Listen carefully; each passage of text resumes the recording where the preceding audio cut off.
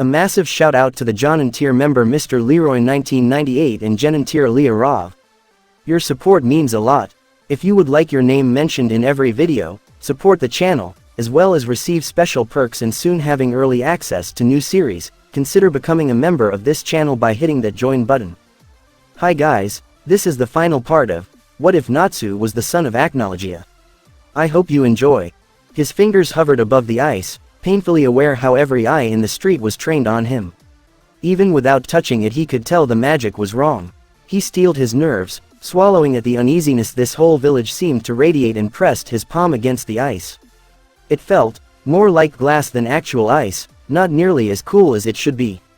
It actually had a purplish sheen to it. He frowned, concentrating on the feeling. It felt familiar. And Urza's voice all but made him jump out of his skin. He turned around, sheepish, sorry, got lost in thought. I definitely can't melt it. It's completely different to anything I've felt before. Gray paused before he shook his head. Not completely different, it feels familiar but I can't put my finger on it. Familiar how? Natsu walked closer, standing shoulder to shoulder with the ice mage, staring at the ice before he put his own hand against it. Gray couldn't help but note the pallor of his skin, and he glanced at the dragon prince. The scar dragging across his eye pulled at his skin and made the profile set in a constant frown. He hadn't noticed it until now. He wasn't sure if he had been this close to him to even notice, but the eye looked duller. He raised his eyebrow staring at the eye, trying to figure out if he was just imagining things, when suddenly the eye turned towards him. The frown made by the scar deepened. You're staring, the dragon prince remarked, removing his hand from the ice, and Gray felt his ears turn red as he quickly looked away. I can see what you mean about it feeling familiar, Natsu concluded. It has traces of curse mixed in it. Magic and curse so tightly weaved together that it's just enough to be completely different from either. It feels familiar because it's similar to my magic. The hush fell over the group, the disbelief silencing everyone. Lucy opened her mouth, closed them, then opened them again, ready to say something when Happy blurted out, "A dragon did this." Natsu raised his eyebrow. No. Did you even hear what I just said? It's similar to mine but it's not the same. Mine is far more volatile because it was not a natural integration of the curse. Really nothing about my magic is natural anymore. That's part of the reason why I don't look forward to seeing what happened to my other forms. In any case, this is like what Dragon Slayer magic is to dragon magic, a demon slayer, Wendy whispered, staring at the giants in the ice-covered village. I've never heard of one, neither have I, Natsu admitted. Logically, there's no reason one shouldn't exist. There are dragon slayers and god slayers after all. You think this magic could be dangerous for you? Arthur asked, eyeing the ice with narrowed eyes. All magic is dangerous. An odd smirk crossed Natsu's lips. It is giving me a headache. He pressed his hand against the ice, its surface a burning cold that brought goosebumps to his skin. He wondered how immortal he actually was. Was it the aging part that stopped? Would beheading still kill him? He removed his hand from the ice, rubbing the palm absently as he turned to the group. Urza was already talking, one hand on the hip and the other waving around as she gestured to the village. Split up so that we cover more ground.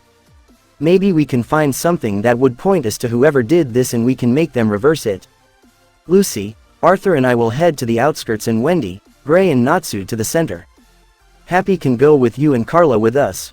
If we find anything, we send them. Sounds like a plan, Arthur agreed, grinning and almost outright laughing at the horrified face Wendy made.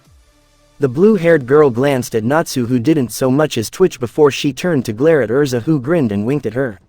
She knew exactly what she was doing. Wendy opened her mouth to say something but the sentence died in her throat. It would only make things worse. She hung her head, aware of how awkward this was going to be. She dared a glance at Gray and winced. The mage was well aware of that if his expression was anything to go by. Who put you in charge? Gray muttered. Urza turned towards him, eyes flashing under red hair. In retrospect he should consider himself lucky. All he got in return was a glare. And that's how the three of them ended up walking through the village in incredibly awkward silence. Gray considered whistling, and if he was actually able to whistle anything that resembled a tune, he might have done it.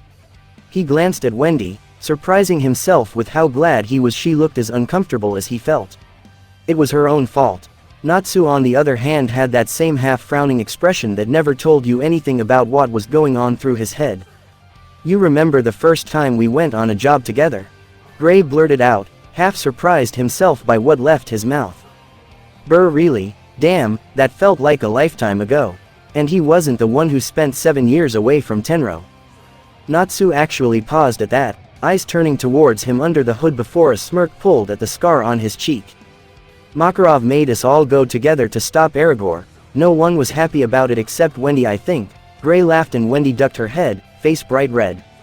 Honestly, I was half worried Natsu would just tie you all up somewhere and do it alone. It would have made things easier, Natsu muttered, eyes scanning their surroundings, and Gray couldn't help but give himself a mental high five that he managed to get some sort of a conversation going. But we wouldn't be such good friends now.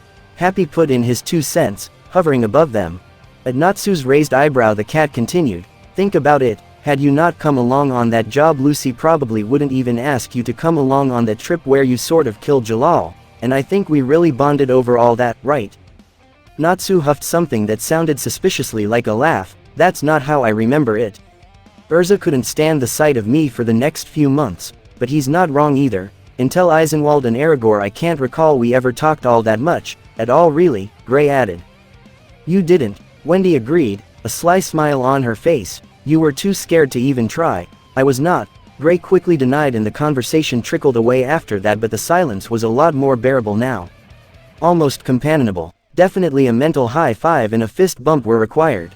They walked a good distance into the village by now. The village itself was probably not so large, only a few dozen houses, but the size of the residents made it all seem endless. He shifted hands in his pants pockets, wondering when did he lose his shirt and if there was even hope of finding it again. The purplish sheen of the ice was actually quite nice to look at, though after he learned what it was, he didn't feel like touching it any more than necessary. Do you think there was a demon here? It was surprisingly Natsu who broke the silence. Presumably that a demon slayer did this. Did he freeze the whole village while trying to kill a demon, or did he think the residents were demons? If we find him you can ask him. Gray shrugged, aside from their size I don't see how anyone could consider them demonic, though. His eyes moved over a dog that was larger than his house. Collateral damage, maybe. They do look like they are moving to attack something, right? By now Gray was fairly certain the Dragon Prince did not expect an answer to what looked like a beginning to a monologue. Maybe they are moving towards the Demon Slayer and the whatever's behind them is where the demon is or was. That was a lot of assumption, but apparently it didn't matter much because Natsu was already walking faster, his cloak billowing behind him as he all but started jogging to the mountain in the center of the village. Lucy liked to think that people were generally good. It might be naivety or just plain stupidity to think like that, but she believed that people are, in the majority, good. Her time in Fairy Tale strengthened that belief despite the amount of utterly unpleasant idiots they had to deal with on a seemingly daily basis. Urza agreed with her on this, despite what the redhead lived through. It was a bit surprising to hear Arthur disagree, honestly. She wasn't even sure why it was so surprising. He had spent over 7 years around Natsu and Lucy has yet to meet a bigger pessimist, and she met Acnologia. Just look around you, look at everything that happened to us in the last few months. I honestly don't see it. I'm not denying that there are good people, I'm just saying. The world is filled with assholes, Arthur shrugged, ignoring the way Carla snorted. Urza frowned, looking down at him, and it did annoy the 17-year-old that he was still as short as he was. Before she spoke, that kind of outlook isn't healthy. Arthur raised a skeptical eyebrow. Look, I'm not saying, don't trust anyone, or things like that.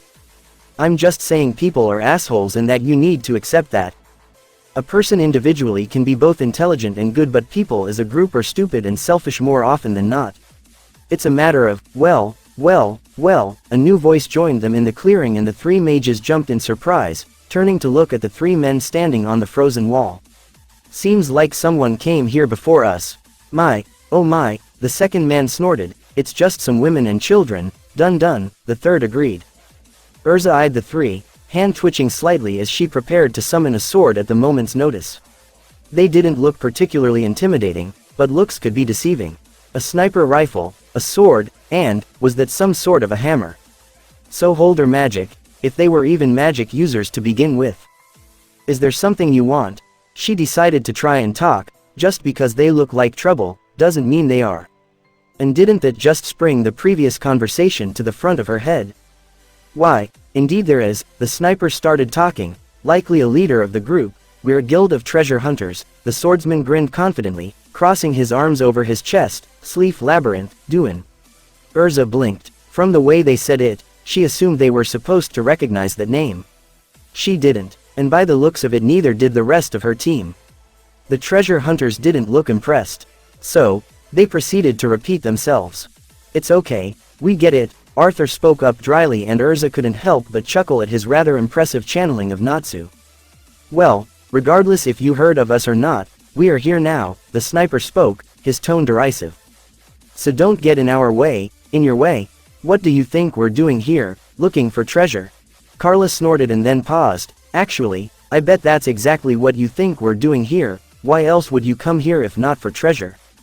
The swordsman snorted. Beat it, kids, eternal flame is ours. Arthur raised an eyebrow. Eternal what now? Sniper looked at him as if he was the crazy one. Eternal flame, if you don't know it's here, then why are you here? We came here to melt the ice and free the villagers. We have no intention of getting in your way, Lucy informed them cautiously, her own fingers wrapped around the keys.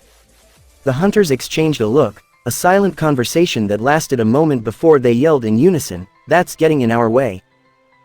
No, it's not, Lucy pointed out, somewhat confused. Yes, it is, the swordsman mocked, the eternal flame is here since like forever, it's for us an S-class super treasure, but we were never able to get close because the giants protected it, and now with giants frozen, we can just waltz to it, the sniper grinned at them. That flame is likely some sort of deity to the giants, you can't just take it. Urza spoke up, angry, and more than ready to draw her sword out of its pocket dimension. Taking away that would make you nothing more than thieves. Apparently, that was very amusing because the three hunters burst laughing. The swordsman straightened slightly, still laughing as he spoke, let me get this straight, you're telling us, treasure hunters, to not take the treasure. Ha, good one. Arthur rolled his eyes, glancing at Urza and wondering how long will it take for the woman to snap. She didn't take kindly to being mocked, least of all by people who were obviously little better than buffoons. Well, we can't lose any more of our precious time, kids, the sniper told them, we have a treasure to find. With that, they turned to leave in good riddance, Arthur thought, watching their back when something occurred to him. It wouldn't hurt to point that out, if they were lucky, he might be able to get them to leave. You do realize it's likely frozen? What kind of treasure hunters do you think we are? We came prepared, the sniper explained, and the swordsman raised a vial in the air. We have this super treasure, moon drip, we can super melt this ice. Wait, what? With that we could bring back the village to how it was, the shadow mage yelled, pointing at the vial, and that was all that needed to be said to start the chase. The treasure hunters rushed forward, seeing that they were not about to just walk away after sharing that information. You idiot, you don't share information like that with everyone. So much about how stealing is wrong, doin'. Fuck. Watch the shadows. What? The guy can super move through them. Got it, Arthur yelled, jumping out of the shadow completely with the vial in his hand. The swordsman reached out, but the younger mage jumped back, sinking into the shadows along with the vial just as the hand-shaped hammer slammed into the ground and proved that it was not just hand-shaped but could actually spread its fingers. Who are these guys? The swordsman asked incredulously as he barely brought out his sword before Urza slammed her own blade down. The scarlet-haired woman whirled around him, another sword appearing in her other hand as she proceeded to stab the hunter with them. The man proved surprisingly skilled, considering she had yet to see him perform anything magical. She frowned, another sword appearing behind the man, ready to impale him from both sides as she moved in, and she quickly jumped back as two bullets flew past her ear, barely missing her head. The sniper, Urza called, glancing around. The hammer hand guy was dealing with Taurus, and part of Urza wondered when did Lucy summon him, and Arthur was nowhere to be seen. Thanks, Drake, the swordsman breathed out, raising his sword back up and glaring at Urza. That's a dirty trick, bitch. Urza frowned but didn't answer the jab, the swords in her hands disappearing to be replaced by a double-bladed sword almost as long as she was. The swordsman balked briefly before he glared at her again and rushed towards her. Up in the bush, the sniper, Drake, lined his sights on the redhead again. No problem, Hiroshi. He was ready to press the trigger when a hand shot out of the shadow of his rifle, lifting the barrel into the air, and the shot went off into the trees. Drake cursed, quickly climbing to his feet and staring at the shadow underneath him. It most definitely wasn't his shadow, and the way two holes for the eyes were actually visible and the way they were obviously laughing at him was incredibly unnerving. And as suddenly as it appeared, the shadow reverted back to his own and the younger mage disappeared. Drake bit the inside of his cheek, the butt of his rifle pressed against his shoulder as he looked around, trying to find the shadow user. He all but screeched when he turned around and came face to face with him. The bloody bastard wasn't even an inch away from his nose, which he promptly used to slam his forehead into it. Drake hissed, head reeling as his nose burst and soaked the front of his face in blood. Arthur grinned, ducked under the wild swing of the barrel, and proceeded to drive his knee into Drake's stomach. The hunter hissed, losing his footing and dropping down from his vantage point and onto Rala, who was just about to hit the talking cow. He groaned, wondering if he broke anything else but his nose while dragging himself off of the larger man. Seriously, who are these guys? We're fairy tale mages, Arthur informed them, rising from a shadow not too far from Drake's landing spot, and the treasure hunter felt another strong urge to groan. Of course, it had to be them. Part of him wondered if it wouldn't be such a bad idea to just call this treasure lost and be done with it. He, however, never liked to be particularly logical and knew that leaving now would be to admit a bunch of kids beat them. Hiroshi was still fighting with Urza, or more accurately he was trying to avoid being skewered. Rala was on his feet again, doing actually well against the spirit, and that left him to face the shadow user and the blonde bitch that apparently didn't just let her spirits do all the work if the way she was running at him was any indication. Shit, he muttered, trying to fire from his rifle at the blondie only for Arthur to once again push the barrel away. Fucking all, he was not made for close combat. Was that a gunshot? Gray asked, looking towards the forest. He couldn't see because of the houses, but he could see the birds that suddenly shot into the air.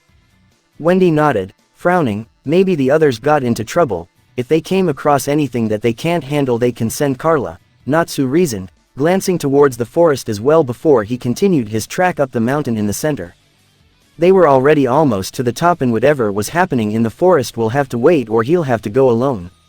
Dragging the two through the void would hardly be beneficial to a fight, and leaving on foot now was not something he considered doing.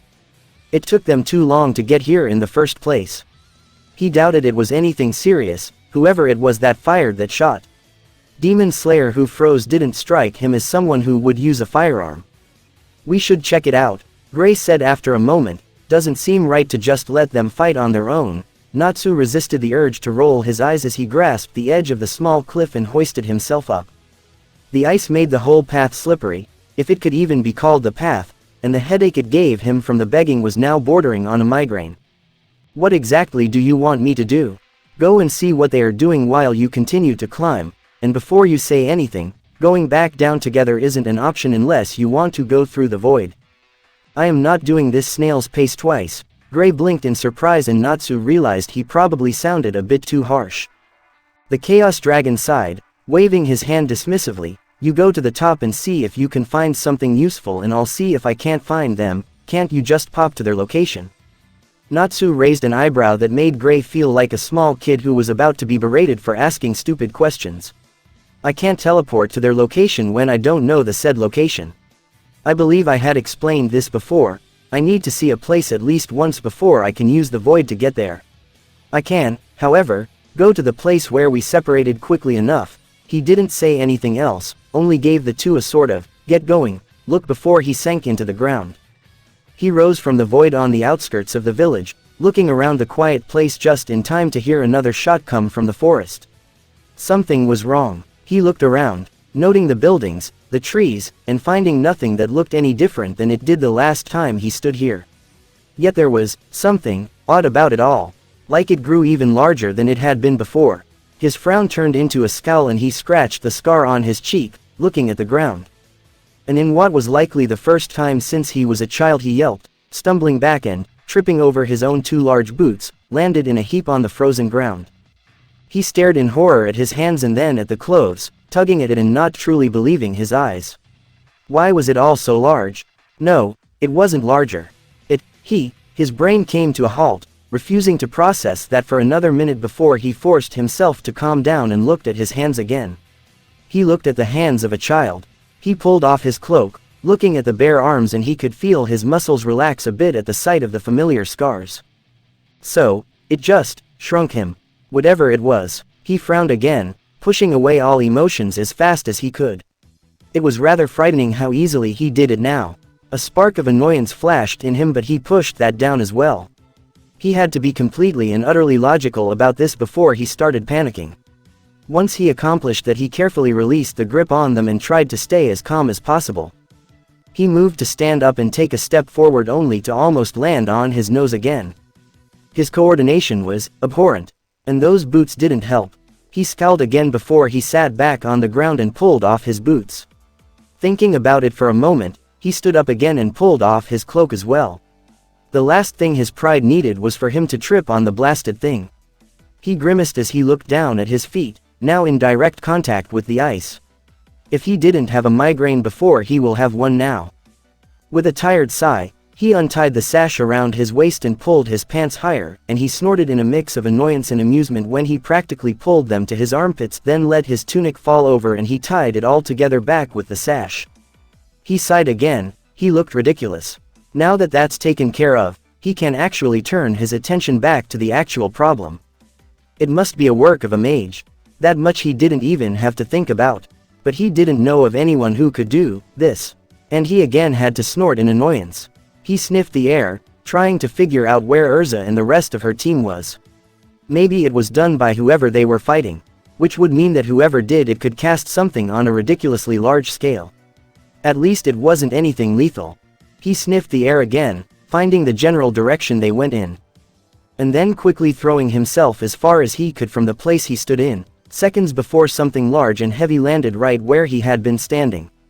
Cursing his distractedness and blaming it on the fact he looked like a 10-year-old, he glared at the figure that nearly landed on him. The figure stood up quickly and easily, obviously not fazed by falling who knows how many feet, and looked at Natsu. A large man with a bandana hiding his lower face. Natsu didn't move even when the other looked at him with a raised eyebrow. There was something familiar about the man. "Who are you?" the unknown mage finally demanded, and Natsu felt his annoyance spike. He did not appreciate that tone much. He was however surprised the other mage didn't recognize him. Maybe it was his childlike appearance. Well, he could use that. A fairy tale wizard, he responded at length, barely pushing back a grimace at the sound of his own voice. The mage snorted, and from the way, his eyes crinkled a moment later, grinned sinisterly. He raised his head and straightened his back, obviously making sure to look as large as possible and likely trying to scare him. Natsu almost snorted. He could try. I know that little mage. The way he said it told Natsu all he needed to know. So, you are behind this. If the mage wanted to talk, then they could talk. Doriate, the mage said with a smirk, and it took Natsu a moment to realize he introduced himself. Why are you here? And I will tell you this, because, Natsu asked dryly. Doriate's response was to grin again, and then he moved. Much faster than it should be possible given his size. The sudden movement was almost enough to throw the dragon prince off balance. He dived to the side, throwing himself onto his hands as he flipped away and already started preparing the spell.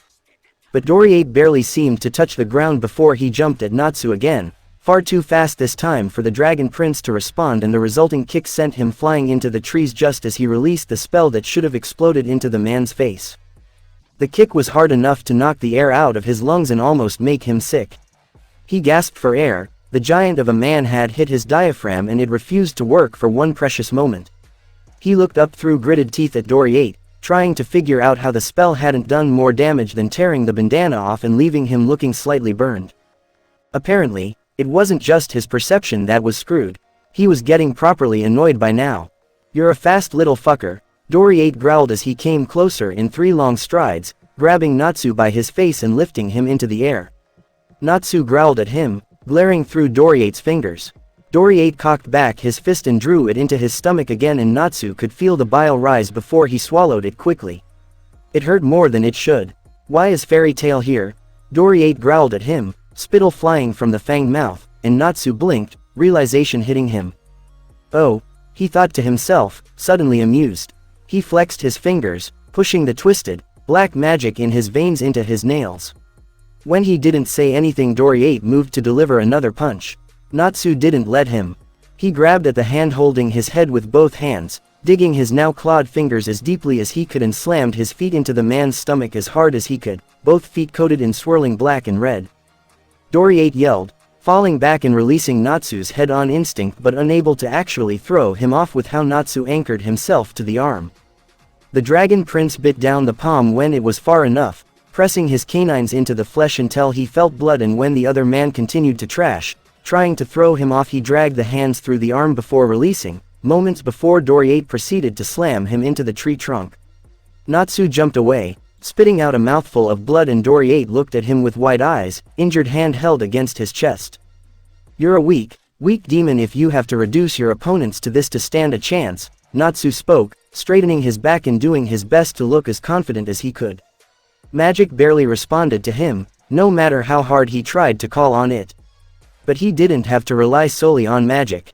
The demon looked wide-eyed at him, obviously not expecting anyone to recognize what he is so quickly.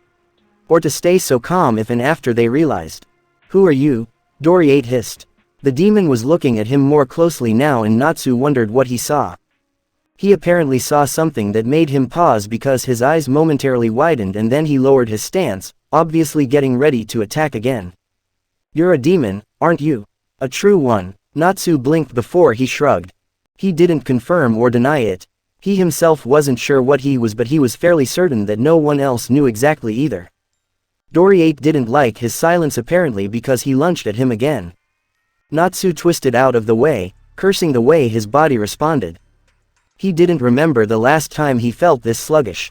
Doriate ran past him like a bull, and Natsu opened his mouth, Chaos Dragon's roar. It was far weaker than it had been when he was half the age he appeared to be now, despite the amount of magic he concentrated into it, but it hit the demon, and it did hurt if the way he cried out was any indication. "He'll take that over the smudge." His first attack left. Doriate once again quickly regained his footing in Natsu's side. That's apparently when Doriate decided he had had enough and promptly started running away. Natsu was having none of that. 2 quick steps before he dropped through the void and appeared above Doriate, black claws digging into the shoulders as he fell on top of him, and the demon's yell this time was more of a surprise than pain. Natsu still found it rather amusing that the demon didn't recognize him. That was a rather rare occurrence in the last few years. He thought it might be the fact that he died, but after shouting the name of the spell he was certain the demon would put 2 and 2 together. Apparently, the guy managed to get 5 somehow, which for some insane reason wasn't even wrong. He was fighting like a damn cat, Natsu concluded just as Doriate's large hand managed to grab his leg and sent him flying into another trunk. Natsu winced at the impact but didn't give himself a moment to assess the damage, diving to the side as Doriate's hand slammed into the trunk he was leaning against. A quick series of punching and kicking and avoiding followed. Natsu was fairly certain some of his ribs were broken from the 2 times he was slammed into the trees, but he was also fairly certain he broke Doriate's nose and knocked out a few teeth. The fight was broken when a screech sounded from above him just as he was in the process of jumping away from Doriate's fist. Huge claws closed around him, and with one powerful swing whatever grabbed him carried him away from Doriate. He growled in annoyance, looking up to see what manner of fresh hell was this when he found himself staring at the large eye of a bird-like creature. "What the fuck are you?" "Thanks for the help," Lucy said, sounding far too happy if Arthur was concerned. He eyed the red-haired woman suspiciously again. Flair's cheeks colored and she ducked her head, embarrassed. "Blondie, you were doing well on your own." "We were," Arthur agreed and ignored the glare Lucy sent him. "Why are you here?"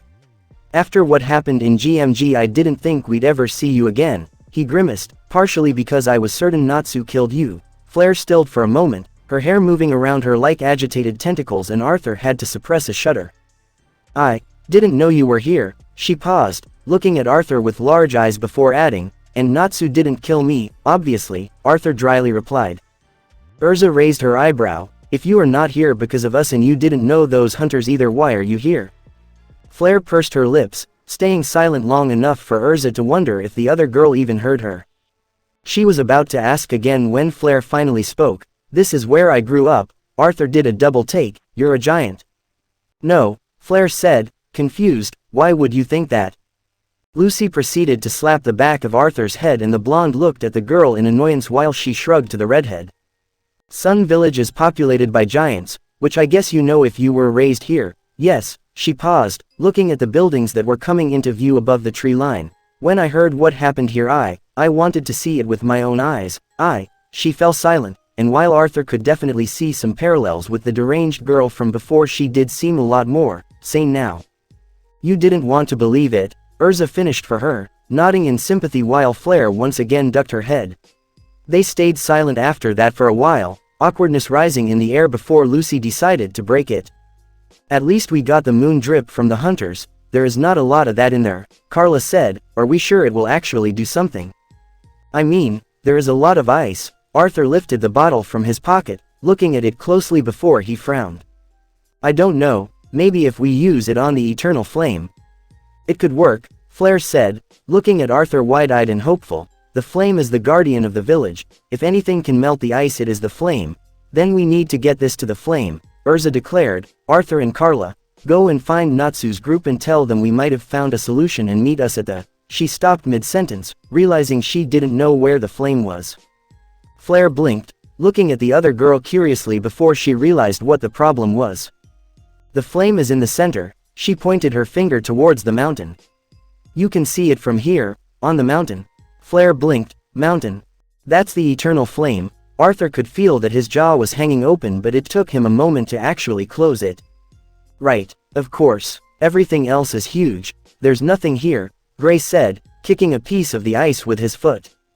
We climbed all this way up for nothing. I expected some altar at least, Wendy muttered, looking at the spikes.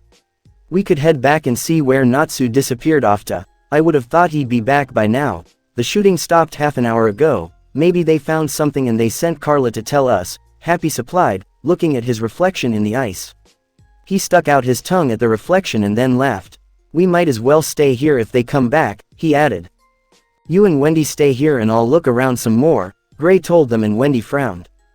We are getting too separated, she said after a moment. We don't know where the Demon Slayer is, we don't know who was shooting, and we don't know where everyone or anyone is. We do have 2 Dragon Slayers with us, Happy pointed out. Well, a Dragon Slayer and a dragon, but that just drives my point further. Right, you'll sniff us all out, Gray told her, and she laughed. Fine, don't go too far, Gray. What the fuck are you? His answer was another deafening shriek that left his ears ringing. He grimaced and tried to move in the tight grip the bird's claws had on him. The claw cut into his skin and he gritted his teeth. Are you with Doriate? He hadn't really expected an answer, so another shriek didn't greatly surprise him. The bird was demonic in nature, so it was a safe guess that it was with him. The Cyclops monster opened its mouth, razor-sharp teeth glinting as it brought the Dragon Prince to its mouth. The Dragon Prince huffed. Not happening. Chaos energy wrapped around him, burning the claws that held him, and the demon bird screeched, claws opening, and Natsu quickly found himself in free fall. His control and coordination might be worse than a 3-year-old's, but he did have the raw power behind it. And he was quite frankly done with playing games. He'll get answers from Doriate one way or another. He could hear Acnologia and Himmel telling him to not use his magic extensively for a while at least, and he had no trouble seeing Acnologia's glare if he found out about this and hear Himmel's, I told you so, if this went south. But he didn't really care at the moment.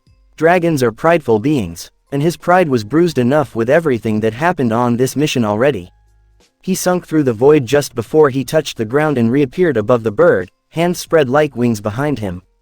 The thing must have heard him because it turned its round head and its one eye flashed white, energy beam 2 times bigger than Natsu's speed at him. Chaos Dragon's wing attack, Natsu shouted, the already ready spell moving towards the white beam in black and red arches. It exploded on collision, black smoke wrapping around them both. The demon bird stopped moving, eye looking at the smoke and likely waiting for the small shape to fall down into the ground. Chaos Dragon's sword horn. The eye snapped up just in time for that same small shape to pass through the eye, piercing the white tissue and tearing it with chaos energy. Natsu exited on the other side of the skull, bone fragments and gray tissue clinging to his blood-soaked skin, and he was once again in the free fall, the birds falling beside him, dead.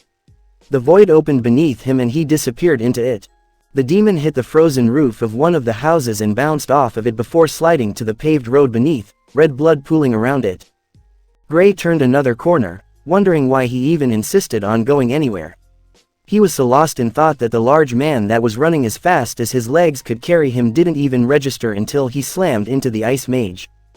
Gray was sent flying into the nearby wall and the unknown mage sprawled over the frozen pavement. Doriate cursed, jumping to his feet and glaring at the other mage. Gray was getting to his feet as well, glaring at the other mage. Doriate didn't say anything, his skin pulsed with white light. "You little cockroaches," he finally uttered as Gray slid into a combat-ready stance. "First that pinkhead and now you." Gray blinked. "Pinkhead? Natsu?" A grin spread over Gray's face. "That's why you're running?"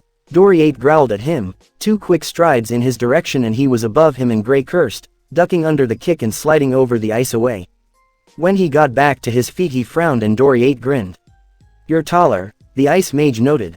"You're shorter, princess." Gray looked down, suddenly aware his pants were falling and he yelped, "What did you do?" "My magic." Doriate spread his arms, lifting his chin and Gray frowned. Now he's cocky. Law of retrogression. It lowers the magical and physical skills of anyone caught in the radius. "Well, shorter or no, you're still going down," Gray declared, fist slamming into his palm. "Ice make. Hammer." Doriate looked at him, tense for a brief moment before he relaxed and outright laughed when the hammer that appeared was the size of a pencil. Gray looked wide-eyed. "The fuck, now then?" Doriate cracked his fingers, eyes looking briefly down the way where he came from, and a thought suddenly struck Gray. If he was running from Natsu, then where is Natsu? His stomach did a flip at the thought and he looked back at Doriate. The man grinned, fanged mouth twisting hideously, and Gray steeled himself. There was something odd about the man. Almost, his eyes widened. He felt like hitting himself. He was in the presence of such creatures enough to recognize it, and it was a surprise it took him even this long. But he didn't feel exactly like those in Lurio or Ozil, he felt more like lullaby. Doriate raised an eyebrow at him, incredulous and again on the verge of laughing. "Do you want me to sing to you? I should warn you I'm not much of a singer." "Get him talking." Gray nodded to himself. "Natsu is coming." He knew it. "You're like Lullaby, the demon we killed years ago." Doriate blinked and then shrugged. Apparently, it was far more obvious than he anticipated. It didn't really change anything in the long run. He glanced back down the road he came from. He wasn't sure why. The fight wasn't even going that badly, but the pink-haired demon made him uneasy. The way the raven-haired man spoke, amused but like it was no surprise when he mocked. "That's why you're running." The demon was definitely fairy tale, and apparently someone whose opponents tend to run. Or try to, his mind traitorously whispered, and Doriate shook his head. He should have listened to Minerva when she said they were not to be underestimated. But he arrogantly thought that no surface mage could really be much of a threat to his powers. He wondered if it wouldn't be better to just get out of there, damn the consequences. "I am a demon from Zeref's books." "True," he admitted easily. It wasn't a secret, really. He was proud of it. He was above humans in every possible way. Why shouldn't he be proud of it? The mage stilled and Doriate grinned again before deciding that he talked enough, and he rushed at the mage. The little bugger was fast, even with the way his coordination was screwed up, but in the end, there was only so much one could do to run from him. His fist connected with the mage's stomach and Gray coughed, feeling 2 ribs crack at the impact. He flew into the trees, grimacing when he landed into the frozen bushes that cut into his skin. He stood up, pulling 2 leaves out of his arm, eyes trained on Doriate that was once again circling him like a hungry lion. Gray frowned. If he couldn't make anything large from the ice, he could make something sharp. "Ice make." Shiv. He held out both hands, the sharp spikes forming in his hand, and he crouched low just as Doriate rushed at him. The demon was incredibly fast for someone his size, still surprising the mage even after the first attack, and the knee met his nose even though he tried to move back. He managed to grab hold of the demon's pants before he was sent sprawling, moving his sharp shiv towards the muscle in the thigh. And then watched as the ice shattered on impact. Gray pushed himself away when Doriate's hand came down towards him, unable to hide his shock. The ice was not that brittle. It should have pierced the skin. He rolled to the side, moving out of the way, and Doriate's fist smashed into the frozen bush. The fist that was already bloody, from his fight with Natsu no doubt, Gray concluded, was quickly extracted from the bush with a snarl, sharp leaves embedded into the skin, and Gray raised an eyebrow. Interesting. He looked back down at the frozen ground for a moment before he was forced to turn his eyes back to his opponent, and the smaller mage found himself on his back when Doriate's fist met his nose. He felt the blood burst from his nose, head swimming from the impact, but he dared not stay still, jumping to his feet and running to the side drunkenly just in time to avoid Doriate's large form from landing on him.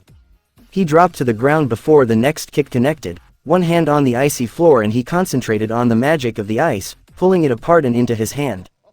The shiv he had in his hand buried into the foot this time, Doriate howling when 10 inches long spike ended up lodged in the middle of his foot.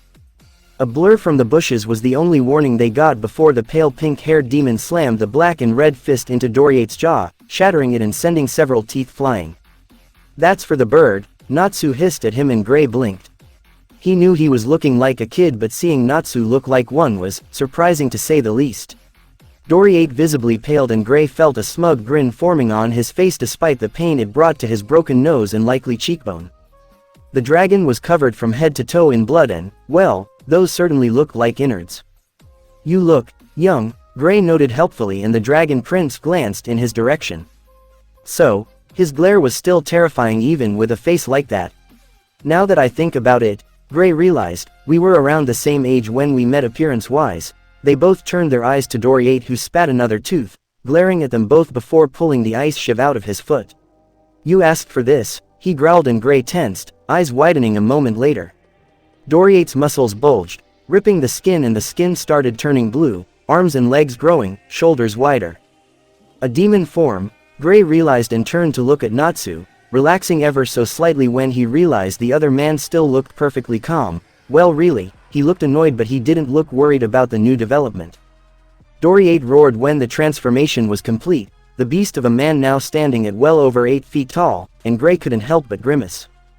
"Weak," Natsu's voice made him jump, and he realized that the dragon prince sounded just as young as he looked.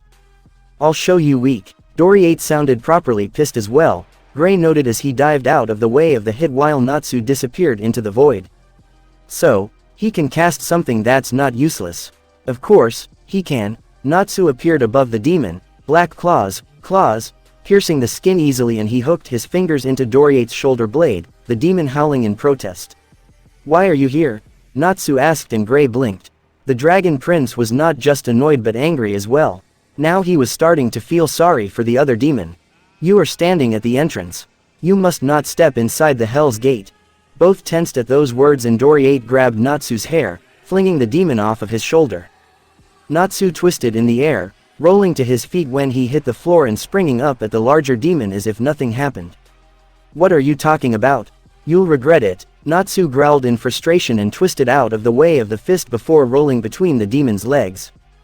Gray suddenly realized that the other demon all but forgot about him, and he carefully scrunched down, pulling more ice from the ground and into his hand, forming a dagger this time.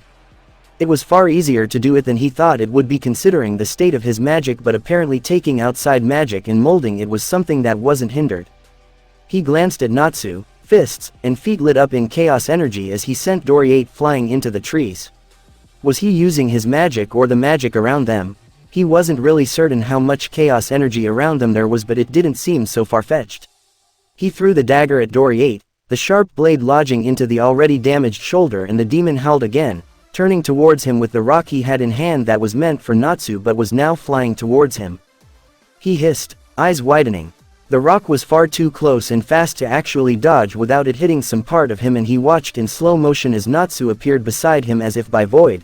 But he knew the demon ran to him, how though he did not, and push him out of the way. Gray hissed as he hit the rocks, eyes still on Natsu, who punched the rock mid-flight, hands alight with magic, and the rock exploded into a shower of pebbles. Doriate was already on the pink-haired demon, hands ready to smash into him like he was trying to hit a mosquito, and Natsu jumped above it, kicking the demon into the face in the process. Gray almost missed it when something started dripping from the black claws on Natsu's hand. Dragon Slayer Secret Art. Demon Lord, Nightmare awakened. Doriate jumped away from him as if burned. Gray blinked, but a moment later he recognized the spell, and a grim smile lifted his lips. Natsu was glaring at Doriate, black liquid, thick like tar dripped from his fingers, and he rushed at Doriate again. The demon dodged the first kick and tried to retaliate. Natsu ducked under the wild swing, jumping and coming practically nose to nose with the demon as he gripped his head with his hands, claws digging into the skull. Doriate dropped to the ground screaming, and Gray grimaced. A bad way to go. Natsu didn't let go of the blue head, staring into wide, unseeing eyes. "You're the ones who opened it up. Hell's Gate, that is, it can't be undone." Natsu's lips pulled over his teeth, sharp canines much longer than they had been revealed as he snarled at the demon. Gray blinked, watching as both he and Natsu reverted back to their adult selves. The dragon pulled his claws out of the demon's skull, tar-like substance dripping out of the holes his claws left, mixing with the blood, but he didn't let go of the head, adjusting his grip before he gave the head a strong jerk. Gray expected him to break the man's neck, he didn't expect the head to come off of his shoulders. Blood erupted from the neck, spraying Natsu's already soaked front once again. The dragon grimaced, licking his lips before she spat out blood, and Gray grimaced again. Damn, the ice mage concluded, an overkill, don't you think? He annoyed me, the dragon said after a moment, using the back of his hand to wipe the blood from his eyes. It didn't do much since his arm was bloody as well, and all it did was smear it again. Gray shifted uneasily but didn't say anything. Well, I'll be sure to not annoy you that much, Gray said, trying to sound nonchalant, and was surprised and a bit disturbed when Natsu flashed him a grin. The dragon must have known how uneasy Gray was feeling, but he looked more amused by it than anything. I'll let you know if you do, Natsu offered helpfully, sending a meaningful glance at Doriate's headless corpse before once again spitting blood and trying to keep it from dripping into his eyes. Gray cracked a smile, eyeing the dragon again. Something changed since he came back. He seemed less serious. The dry humor he had previously that was reserved only for special occasions now seemed to be a lot more present. It was heartening, really. Arthur frowned, looking at his hands and trying to figure out what just happened. He glanced at Minerva's unconscious form, sprawled over the pavement. Both of them were once again their normal size. Minerva seemed to know who it was, and she wasn't happy with them once she was reduced to the childlike appearance. He rubbed his forearm, turned bloody from Minerva's spell, but in the end he couldn't complain. He wasn't the one lying unconscious. Are you all right? Carla asked, hovering above his shoulder, still glaring at Minerva. What are we going to do with her? I have no idea, Arthur told her honestly. We'll have to find the others and we'll see from there. We can't just leave her here. Carla frowned, crossing her arms over her chest. Arthur paused, looking back at her before he rose his hand, palm facing Minerva. Bind, he commanded, and Carla blinked before looking as the shadows twitched and rushed at Minerva, wrapping around her like ropes. Arthur paused, hands still in the air for a moment before he lowered it and shrugged. That'll do it for a bit. Carla nodded. Nice. The cat wrapped her tail around the teen after that, lifting him into the air. They crossed two streets, moving towards the forest, and Arthur was about to tell Carla to turn around when something caught his eye. The fuck is that? Arthur wondered, looking at the dead Cyclops monster, drenched in its own blood and lying dead on the street. Carla stayed silent, the two slowly making their way down to the demonic bird. It smelled something awful, but it was obviously not dead for long. The blood was still lazily trickling from the hole it had in its eye. This is disturbing, Carla muttered, watching the street floor through the hole in the skull. Natsu's work, I'd wager, Arthur muttered, eyes moving away from the bird and looking around. He blinked, watching the forest just as two shapes appeared out of the shadows. And there's Natsu and Gray. Wait, shit. Arthur broke off at a run, Carla following a moment later.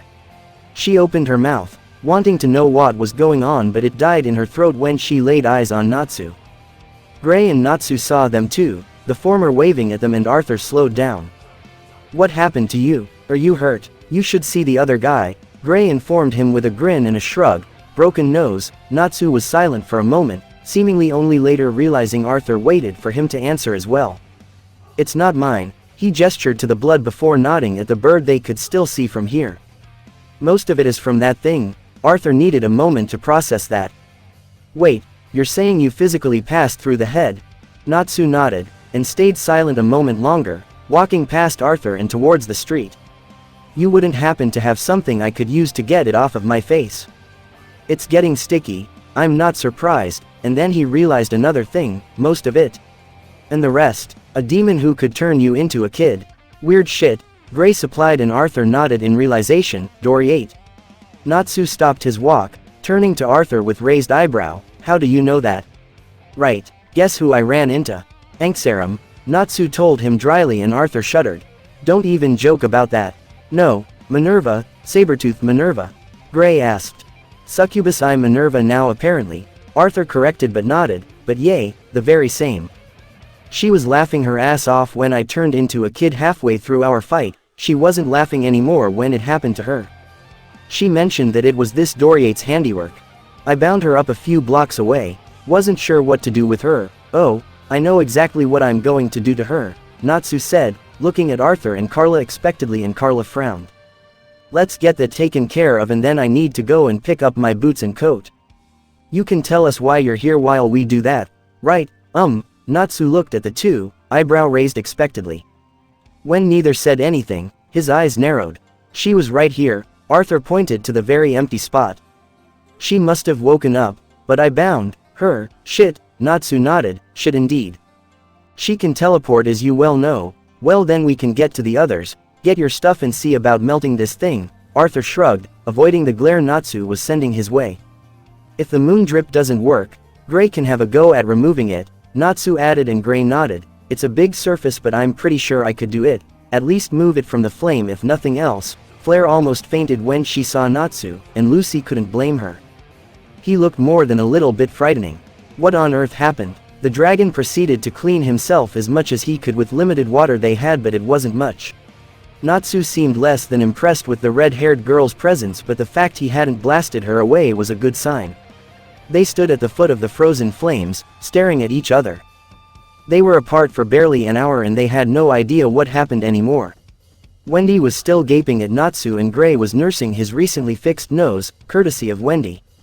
That's not enough, Natsu said as soon as Urza produced moon drip. She shrugged in response before smashing the bottle on the ice of the flames. It did melt the ice. Just not nearly enough for it to be noteworthy. They all frowned at the small patch of the stone it revealed.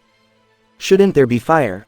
Lucy asked, turning to look at Flair, who shrugged helplessly. This is where the, Natsu hissed, finger on his lips for silence, and Urza frowned. Now Natsu, I don't think that's, I said silence, he hissed, crouching to the ground and pressing the ear against the hole in the ice. Urza blinked, looking at Wendy, who shrugged. Natsu stood up, a moment later, paler than he was a moment ago, if that was possible. I know that voice, but that's impossible. He turned on his heel and looked at Gray with such intensity Gray barely resisted the urge to salute. Melt it now. Gray looked around, others exchanging worried glances. Gray's focus was brought back to Natsu, took another step, now close enough that Gray could feel the cold breath on his face. Now, Gray swallowed, hands shaking suddenly as the temperature around them dropped. Urza huffed, angry, and ready to put an end to it, but Wendy held her wrist, shaking her head and biting her lower lip. Gray nodded after a moment, hand resting against the ice, and he closed his eyes in concentration. He felt the magic in it, concentrated on moving it through his own as he had before, and pushed it out. It was over quicker than it seemed, and he stumbled back suddenly, gasping for breath and sweat on his brow as the ice suddenly evaporated in hot steam. Gray looked at Natsu, who was standing practically shoulder to him. The dragon was standing as still as a statue with such a stony expression Gray couldn't even begin to guess what he was thinking. The heat hit him so suddenly it knocked the air out of his lungs and his eyes snapped to the fire that suddenly burst from the steam. He could dimly hear others gasp around them, taking a step back. He couldn't really, for he was frozen in the spot when two glowing eyes opened inside the flames right in front of them. Atlas flame, Natsu breathed out, and the pure wonder in his voice made Gray turn to look at him. The dragon's eyes focused solely on the dragon prince now, and a rumbling sound left him that Gray recognized as laughter a few moments later. Natsu, the dragon spoke, eyes closing for a moment before he rose his head and spread his wings, looking like a giant cat stretching after a long sleep. He looked around, noting the mages around him, but he didn't acknowledge them. It's been a while. A weird smile crossed Natsu's features and he stayed silent a moment longer. Gray looked at him again, this time openly staring as he saw the prince's eyes water. Over a decade, really? Atlas Flame asked, blinking before he looked at Natsu, a grin forming on the fire dragon. We have a lot of catching up then, but before that, could you tell me what happened to the village? You don't know. Natsu paused, frozen by a demon slayer is my guess. The dragon nodded. Right, I remember that. Are you alright? I was asleep for a very long time. I'm still a bit disoriented, but the demon slayer thought I was a demon, I think. The dragon frowned and Natsu scratched his chin. You didn't fight back. Atlas Flame paused before looking down at the dragon. After I left the island, I tried to find Igneel, but you know well enough the fool is hard to find if he doesn't want to be. I came here about 10 years ago, my mother died here in the war and her ashes are still burning. Before he left, Igneel was looking for someone. I had no way to contact the king, so I tried to find the one he was looking for. I hoped mother knew, fire dragons can talk to spirits. Wendy asked, raising her eyebrows in wonder. Flare blinked in shock. Eternal Flame is a dead dragon. Atlas Flame looked down at them again. The dragon glanced at Natsu for a moment with a knowing grin. You got quite a following, kid. Natsu rolled his eyes, arms crossing over his chest. Fairy tale, meet Atlas Flame. Atlas Flame, this are my guildmates. And yes, to both questions, Atlas Flame told the two girls, though fire dragons go through far more trouble to do it. That is the reason why I was in a trance for so long. Natsu nodded in understanding, and when Demon Slayer attacked you were not able to shake it off before he froze everything. Atlas Flame nodded. Who was Igneel looking for? Atlas Flame paused, voice dropping and his face serious. Do you know where he is now? Igneel returned to the island. He was certain you were dead until a few months ago. Atlas Flame grimaced. Acnologia is a right bastard. He was. Natsu agreed with a chuckle and Atlas Flame raised one flaming eyebrow, a smirk forming on his lips. He's less crazy now. The Dragon Prince stayed silent for a moment, ignoring the whispering of the mages behind him before he finally added, they would be glad to see you again. The dragons, I mean, you should return to the island. Atlas Flame looked at Natsu silently, not uttering a sound aside from the deep rumbling of his breathing for long enough that Natsu wondered if the dragon even heard him. I will, Atlas Flame agreed and Natsu felt his posture relaxing in relief. Wait, what about the village? Can you melt the ice? Flare asked, alarmed. Natsu glared at her, annoyed at the interruption, but Atlas Flame nodded. Don't worry about the village, I just wanted to say what I had to say before I leave. He turned to Natsu, I'll melt the ice and leave. The giants don't know a dragon slept here. I'd love to talk, Natsu, but we can't do that here. You should come to the island. As for what you asked, he was gathering his magic around him, warmth like sunshine wrapping around them and the ice started disappearing. Igneel was looking for the most powerful demon Zirf created. The one that could tip the balance of the worlds and burn the mortal plane to ashes. He was looking for him to kill him. The ice disappeared and Atlas Flame lifted into the air. He was looking for end. Natsu felt as if havoc punched him in his stomach. He felt sick and about ready to throw up. But on the outside, not a muscle moved. He swallowed and nodded. The ice around them disappeared and Natsu felt as if it had moved inside him. Atlas Flame flew away. The fire of his dead mother left behind, warming them all, but Natsu didn't feel it. He shuddered, resisting the urge to wrap his hands around him. What did this mean? He looked at the sky and could almost hear Doriate's words in the wind. You're the ones who opened it up, Hell's Gate, that is, it can't be undone. A storm was coming. Jackal lied on the bank of a river in the forest surrounding Magnolia, hands behind his back and one leg casually resting on the knee of the other. Panther Lily sat next to him. The cat was carving a bird out of a branch with a small knife. Neither spoke, perfectly comfortable to sit in silence and enjoy the warm day. It wasn't until a shadow suddenly fell on Gajiel's face that the Dragon Slayer realized they were not alone anymore.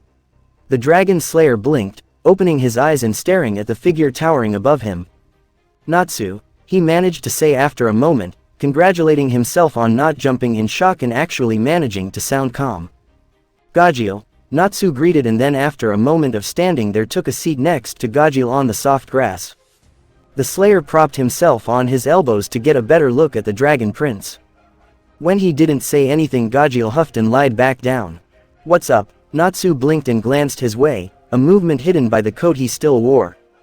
Gajiel wondered how the dragon wasn't fainting from the heat in the thing when it was as hot as it was today. You say that like I'm the one who suddenly showed up here. Gajiel opened his eyes again, raising an eyebrow. An expression Lily mirrored. Because you are. Gajiel supplied and the corners of Natsu's lips lifted. You are about 2 miles from my house. I come here quite often. Gajiel spluttered, finally pushing himself into a sitting position. We had no idea, Lily said carefully, standing up. Natsu looked at them, his own eyebrow raised. You don't have to leave, he said like that was perfectly obvious. I'm just stating a fact. Lily paused. He and Gajiel exchanged a look and the cat sat back down, going back to his bird. Gajiel stared at the wooden figure for a moment before turning to look at Natsu, who seemed content to just sit where he was and stare at the water. He lied back down and no one said another word. Lucy was balancing on the edge of the bridge that crossed the canal, walking toward her apartment. Plu tittered behind her, orange nose pointed up. You are going to fall over one day. Lucy gave a startled shriek, stumbling back, and barely keeping her balance. Plu jumped in shock, the poor spirit lost his balance, and in a puff of smoke disappeared before he landed in the canal. Natsu. The dragon rubbed his ear, staring at her from the other side of the bridge where he stood, one hand holding a paper bag filled with groceries. Lucy couldn't help but find the image absurd. It looked so normal, too normal. Until that moment she wasn't sure if she could even imagine such a picture. She pursed her lips, looking at the spot where Plu disappeared. Yes. The dragon finally spoke, one eyebrow raised under the dark hood. I'm surprised to see you, she almost said, looking normal, but bit her tongue. Here, she finished lamely. Laughter met her statement, and only then did Lucy notice Arthur and Annie standing a few feet away. She grinned as the two laughed, cheeks red as she scratched them in embarrassment and amusement. Even Natsu looked amused. Where to, Lucy? Annie asked brightly. Home, the blonde responded easily, eyes moving back to her keys, wondering if she should call Plu out again. Want to come over? Arthur asked with a grin, and Annie nodded happily at the idea. The siblings ignored the look Natsu sent them.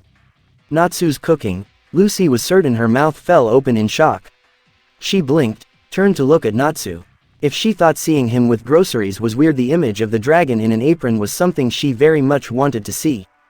Not that she would voice it. Her reluctance to intrude and her wish to go must have shown on her face, because Natsu gave a frustrated sigh. At least she thought it sounded frustrated. She dared to hope she was getting better at reading him, and nodded at her silent inquiry. Come along if you want. She grinned brightly, thank you. Urza swirled, sword dancing in a deadly arch as she closed the distance between herself and Gray, who at the last moment raised an ice shield from the ground, blocking her strike, and then she had to jump back, for the ice mage already brought a hammer above her. She panted slightly, lowering her sword, and Gray straightened, his hands moving apart as he grinned. You're getting faster, Urza complimented. Maybe you're getting slower, he teased, and she gave him a mock glare. Is that so? She said, her voice challenging, and the two resumed their friendly spar, trading blows with increasing ferocity and speed. Urza jumped over Gray's attack, two blades appearing in each hand before she sent them flying at the ice mage. Gray twisted out of the way, hands already together to create a new spell, when the look of surprise and horror on Urza's face made him stop and turn to look behind him. He blanched. The figure stared at the two, standing good 40 feet away, holding the blade of one of Urza's swords inches from his ribs, with the other blade embedded into the tree trunk inches from his face. He was definitely not here a moment ago. Should I consider moving? Natsu asked dryly, and Gray blinked at the odd question. They were in a clearing in the forest, why would, oh. Sorry, Gray said sheepishly. Natsu rolled his eyes in answer and dropped the blade into the ground, burring the tip so that it stood upright. At least you didn't actually aim at me. He glanced at Urza, who pursed her lips, her cheeks flushed. I apologize, she said quickly, then paused before adding, we are sparing. Natsu raised an eyebrow. I can see that. No one spoke for a moment, and the dragon turned around to continue walking when Gray spoke. Want to join? Urza brightened at the idea. A great idea. Natsu looked at the two, his voice betraying the barest hints of surprise. Are you serious? Of course, Urza said with a decisive nod of her head. The dragon stayed still for a moment longer before he shrugged and put down the worn gray bag he was carrying. All right, concentrate here, not here. The dragon tapped first just below his belly button and then below his pectoral muscles. Laxus took a deep breath, doing as he was told, and thrust his hands in front of him, lightning crackling down their length. Natsu stared at him for a moment longer before nodding, seemingly satisfied for now, and the dragon slayer grinned. Now concentrate here when you draw your breath in. I noticed when you prepare for a roar you don't draw from here. You're good at this, he told him as he straightened. Natsu glanced up at him. Standing as close as they did, Laxus was reminded that, despite how it felt most of the time, he was taller than the other man. I was a dragon slayer, and still use pretty much the same magic in this form. Laxus gave him a sly grin, shrugging. I meant this teaching stuff. Natsu blinked at him before he looked away. Oh, was all he said after a moment of silence before he promptly jabbed his finger into Laxus' diaphragm and made the other man splutter.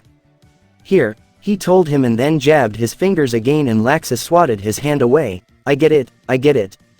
If I didn't know any better, I'd say you were trying to feel my spine from my front. Wendy sat at the table alone, nursing the glass with orange juice that Mira left in front of her over an hour ago. She turned around again, looking at the door of the guild for the 5th time that minute before hastily looking back in front of herself and pretending that nothing was wrong. She bit her lower lip, waited, turned around. I don't really know what you want to hear me say, Wendy. Natsu's voice from the other side of the table made her jump and she almost sent the glass in her hands flying. She swallowed, a nervous laugh bubbling in her chest at the thought that she very nearly sent the juice flying into Natsu's face. You don't have to say anything, Wendy said firmly, eyes shining. I wanted to apologize again. Natsu stayed silent when she paused as she expected him to object, but she realized that he really had no intention of saying anything until she said what she had in mind. She sighed softly. It will be easier that way. We already went over this and I just wanted to ask if we could try to talk to each other. I guess I can't ask for it to be the same as it had been, but I want to try.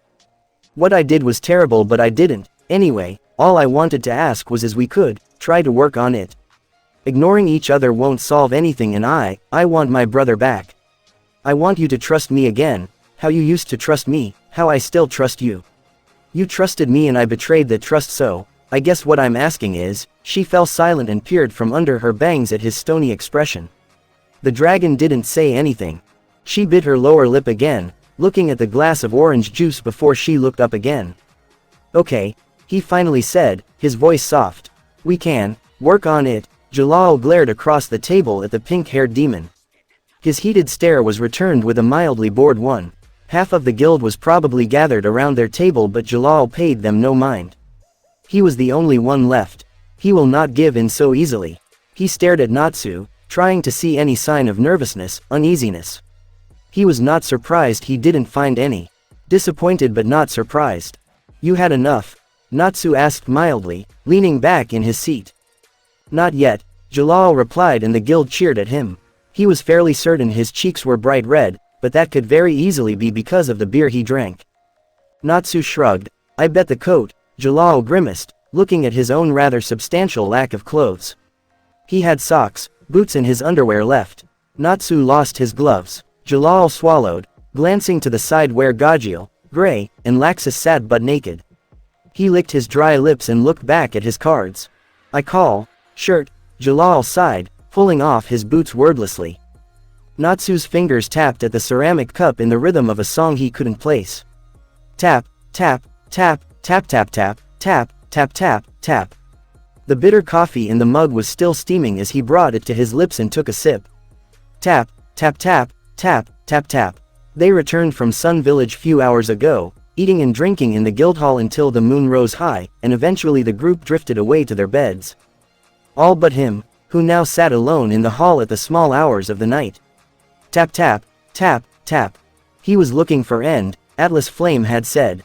Natsu took another sip. His fingers around the cup stopped their drumming and the other hand, resting on the bar of the guild, continued. Igneel was looking for him in order to kill him. The Fire Dragon King didn't know, certainly, but Natsu found it incredibly ironic that the dragon who tried to kill him was one of the dragons that helped bring him back. Tap tap tap, tap. He stopped the tapping, fingers still raised in the air as he looked down at his hand. Nothing bad happened from using as much magic as he had on the mission, and he couldn't help but feel relieved. Himmel warned him that the healing magic he used on the prince was extensive, and even with the considerable power the Sky King possessed, he was not healed completely. And chaos magic was to the healing magic as water was to fire.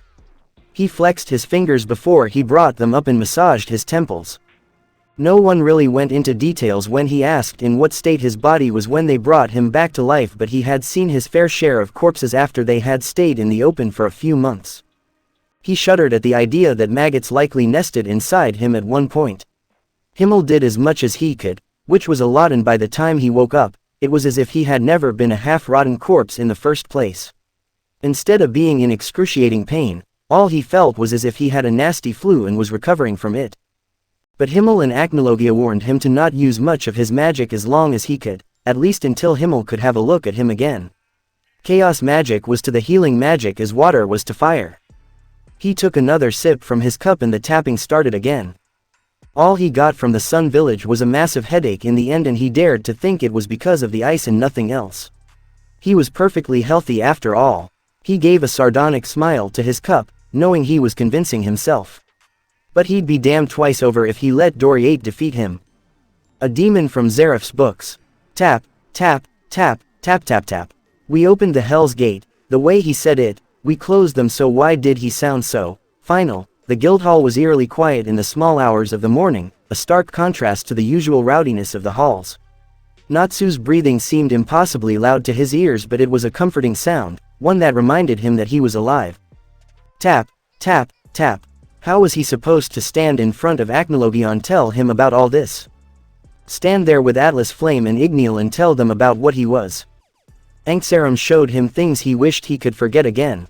He was angry at Wendy for keeping secrets, admittedly secrets that in the end cost him his life, but how many secrets did he have? He knew where Grandini was since he met Wendy, and he never told her. He always justified it as a secret that was not his to tell, but it seemed like an excuse. He knew exactly what Atlas Flame was talking about, yet all he did was shake his head when they asked him about it. He was Zeref's brother and he said nothing. He was a hypocrite, hurt by Wendy keeping secrets from him when what he kept from her was just as bad, if not worse. He was end. Was it somehow connected to the doors in his mind that future Rogue pried open, the doors that have since been fully opened after whatever Anxarum did? But what did it mean, exactly?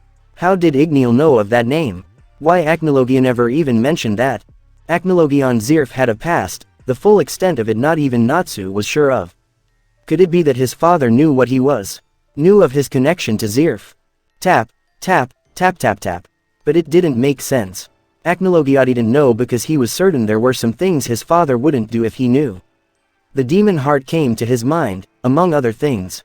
If he knew, Natsu suspected the Dragon King would never even take him in the first place. Why did Igneal want to kill End? He had no recollection of ever actually being that demon, so it couldn't be something he did under that name. Some sort of legend perhaps. Prophecy. Maybe Zeref made a note somewhere about his book, and wasn't that a disturbing idea, and Igneal decided that a demon like End must never be summoned. His tapping stopped again and he emptied the cup. Guessing will get him nowhere. His mind was spinning in circles and it only served to intensify his headache. He'll ask Acnologia. He looked at the clock above the bar, wondering how long will he wait here when the doors of the guild opened and a figure wrapped in an expensive cloak walked inside. Silver hair slipped from beneath the hood before tan fingers took hold of the rim of the fabric and pulled the silver-lined hood down, revealing the handsome face of the human form of Acnologia. The Dragon King walked into the hall, his booted feet not making a sound as he took a seat next to Natsu at the bar. Natsu's questions died in his throat. Coffee? Natsu asked instead when the other didn't move or spoke. The Dragon Prince was already pouring himself another cup. Atlas Flame landed on the island a few hours ago, Acnologia said instead. His sudden appearance shocked quite a few. Even more so when he told us where he had been and who found him, a meaningful glance in Natsu's side. I'm glad you came, Natsu finally said. Acnologia stayed silent. It wasn't just because of the demon slayer that froze the village that I called you, and I would have come to the island myself, but I didn't know the exact location and we told you not to transform. Acnologia nodded then frowned. Out with it already, what happened?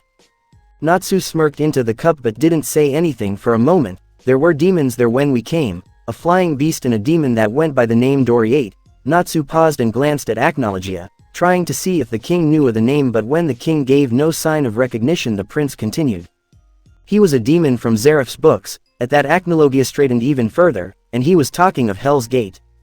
He said we opened them, Acnologia scowled. We did, he finally said when Natsu stayed silent as if asking the prince, what of it? The way he said it, it sounded like we left them opened, Natsu explained and then cited, he said. It can't be undone. Acnologia stayed silent after that, blue eyes looking at the dark-skinned hands before he looked at Natsu's red orbs. I will investigate this. It could be the demon was referring to something else entirely, but better safe than sorry, Natsu agreed. They fell silent. Natsu suddenly realizing his fingers were drumming on the cup again and he stopped, tightening his grip on the cup. The flying beast you saw, Acnologia suddenly said and Natsu's eyes snapped to him. Did it have one eye and rat's tail? Natsu blinked. startled, before nodding. Almost as large as my dragon form, I think. Why, have you seen it before? A few days after you and your group left, Prince Gansaki and his hunting partner spotted one, Acnologia said. Something in his voice made Natsu feel on edge. Then, not a week after that, 3 more were spotted near the floating island. Now, a day doesn't go by that we don't see at least one of these things. We killed all that we came across, but more keep appearing, closer and closer to the island. No matter where we move it. A chill went down Natsu's spine. Did they attack? As soon as we spotted them, Acnologia said, his tone grave, if what this Doriate said is true, we need to do something, fast. Because if we don't, the grip he had on the cup tightened and the ceramic exploded. Hot liquid dripped from his white skin and Natsu nodded in understanding. Acnologia stood up and, almost hesitantly, pulled a small scarlet orb from an inner pocket in his fine coat. I implore you, use this only if absolutely necessary. Natsu forgot to breathe for a moment, taking the small orb with numb fingers. This is, crush it when you need our help, and every noble soul in the palace of Dova will come to aid you. Dark times are ahead of us, but let's hope you won't need to use this. A war horn, Natsu said softly, twisting the seemingly innocent scarlet orb in his hand. Acnologia nodded. I don't need to tell you that I will personally rip your head off if you use that without a very good reason. You can start a war with that, Natsu. Don't let it fall into wrong hands. Natsu looked up sharply. Part of him wanted nothing more than to shove the orb back into Acnologia's hands. Do others even know you gave me this? Acnologia heft. Of course, it was Ignil's idea actually. Ignil who wants to kill End. Natsu frowned and looked at the orb, if only to hide his face from his father. He closed his fingers around the orb tightly and nodded decidedly. I'm truly grateful, as you should be. Acnologia agreed and turned around, walking to the great door of the guildhall. Natsu stayed rooted to spot only a moment after his father left the hall, but by the time he was outside there was no trace of the Dragon King. He looked away from the full moon and down at the orb again, the small shape glowing a dim, deep red, and he squeezed it again. Doors of the guildhall opened, and Makarov looked as the black-coated figure walked inside and quietly shut the heavy doors behind. It was a sight everyone was becoming accustomed to. Natsu looked up from the shadows of his hood, most of his face hidden by it, and after a moment he lowered the hood, pink hair spilling behind him. Makarov bit his lower lip but didn't move from the spot he was occupying on the bar as the dragon took a seat on the other end of it.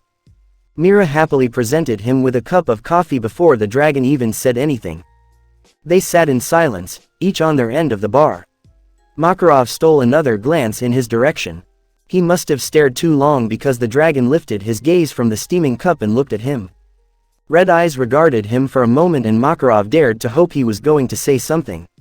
The dragon turned back to his cup and Mira took a seat next to him, stealing a quick kiss. The white-haired mage sat between the two and Makarov didn't even bother pretending he didn't see the glare Mira sent him over her shoulder before she leaned towards Natsu and rested her white head on his shoulder. Mira whispered something to the dragon and a corner of his lips lifted before he turned the hand that rested on the bar around and presented Mira with his palm. She traced the lines on the hard hands before she intertwined her long fingers with his and whispered something else. Natsu looked over the top of her head at Makarov. The master once again found himself holding his breath. The heavy gaze lingered a moment longer and Natsu's eyes narrowed before he turned back to Mira, taking another sip from the cup. The dragon didn't trust him. Makarov knew that. He didn't even talk to him for that matter, and as much as he knew he deserved it, it still hurt. It took years to build that trust and relationship he had with Natsu, and all it took was one stupid decision for it all to go to waste. Makarov hopped off of the bar, unable to stay in one place as guilt flooded him. It wasn't just Natsu but those that the Dragon Prince somehow befriended over the years. Natsu might not trust him. And he'll likely never truly forgive him, but Makarov accepted that. He will never forgive himself either. He gave a mirthless chuckle as he made his way to his office. Half of the guild likely resented what he did. What a good master he was turning out to be in his old age. Mira didn't lift her head from Natsu's shoulder as they listened the old man leave, and only once she couldn't hear his steps any longer did she pull away from Natsu and look up at him. His face was carefully blank, and despite the years she had spent with him it was still hard to read him when he truly put his mind to it. Should I feel guilty that a small part of me hates him? Natsu finally asked, red eyes turning to look at her, and Mira snorted. Only a small part? She asked. pulling further away and sitting straight in her chair to have a better look at him. I hate him very much, she replied after a moment of silence. I honestly questioned whether we should have returned here after we brought you back, but, in the end, he's not fairy tale, Natsu said, understanding what she meant without her voicing it, and don't get me wrong, I'm angry. I am just, reluctant to say hate. I just don't want to give in to that hate because I'm afraid what I will do if I allow it. Mira shook her head. You may be able to blast this whole town to dust if you wanted to, but I don't think you did just because you lost your temper. You should have screamed and yelled at him when we returned. I know I had, Natsu snorted into his cup. When? Day after we came back, Altair was with me as well, Mira told him, then paused and regarded him seriously. You are allowed to be angry, Natsu. Natsu raised his eyebrow at her, looking sideways from his cup before he put it back on the bar and turned to face her completely. I know, as I said, I am. I just never believed in being vocal about it. My whole childhood Acnologia taught me not to show it. Anger is too easily used against you to show it callously. Mira frowned, as she always did when he spoke of his childhood, and no matter his current relationship with Acnologion the Dragon King's behavior now, she was insistent that what he did to him when he was a child was horrible. Well, I still believe it would have been healthier for you to vent from time to time. You certainly have a good reason. Natsu stayed quiet, not sure if he was even supposed to say anything. They had a similar conversation before, right before the mission to Sun Village when Mira all but commanded him to go. He blinked, a thought occurring to him, and he looked into her cerulean eyes. You told me to go on that mission with Team Urza, knowing Wendy was going, especially because Wendy was going, he said carefully, and even as he started making his way to what he wanted to say, the grin that formed on Myra's face answered him.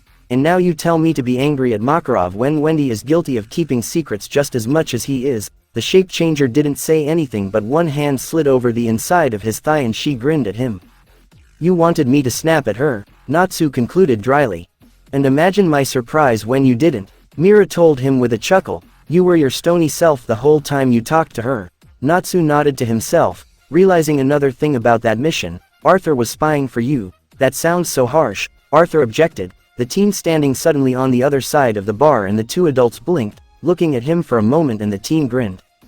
Look, Dad, what they did and said made a lot of people mad, but most of us voiced it, more than once.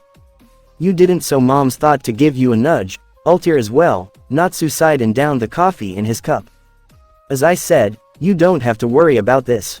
I am dealing with it, silently, Arthur emphasized almost mockingly but in good humor, and Natsu rolled his eyes, a smirk tugging his lips. Doors of the guild opened again, this time loudly and with no regard for decency. Jellal was standing there, hands on his knees, and catching his breath. Every eye turned to look at him, and the blue-haired man straightened up, eyes frantically looking around the guild. A sense of foreboding clenched Natsu's stomach, and he stood up from his spot, knowing exactly who the other mage was looking for even before Jallal's eyes landed on him and widened. Natsu. He rushed towards him, and only then did Natsu notice the envelope gripped tightly in his fist. He took another deep breath and steadied himself. This is from Era.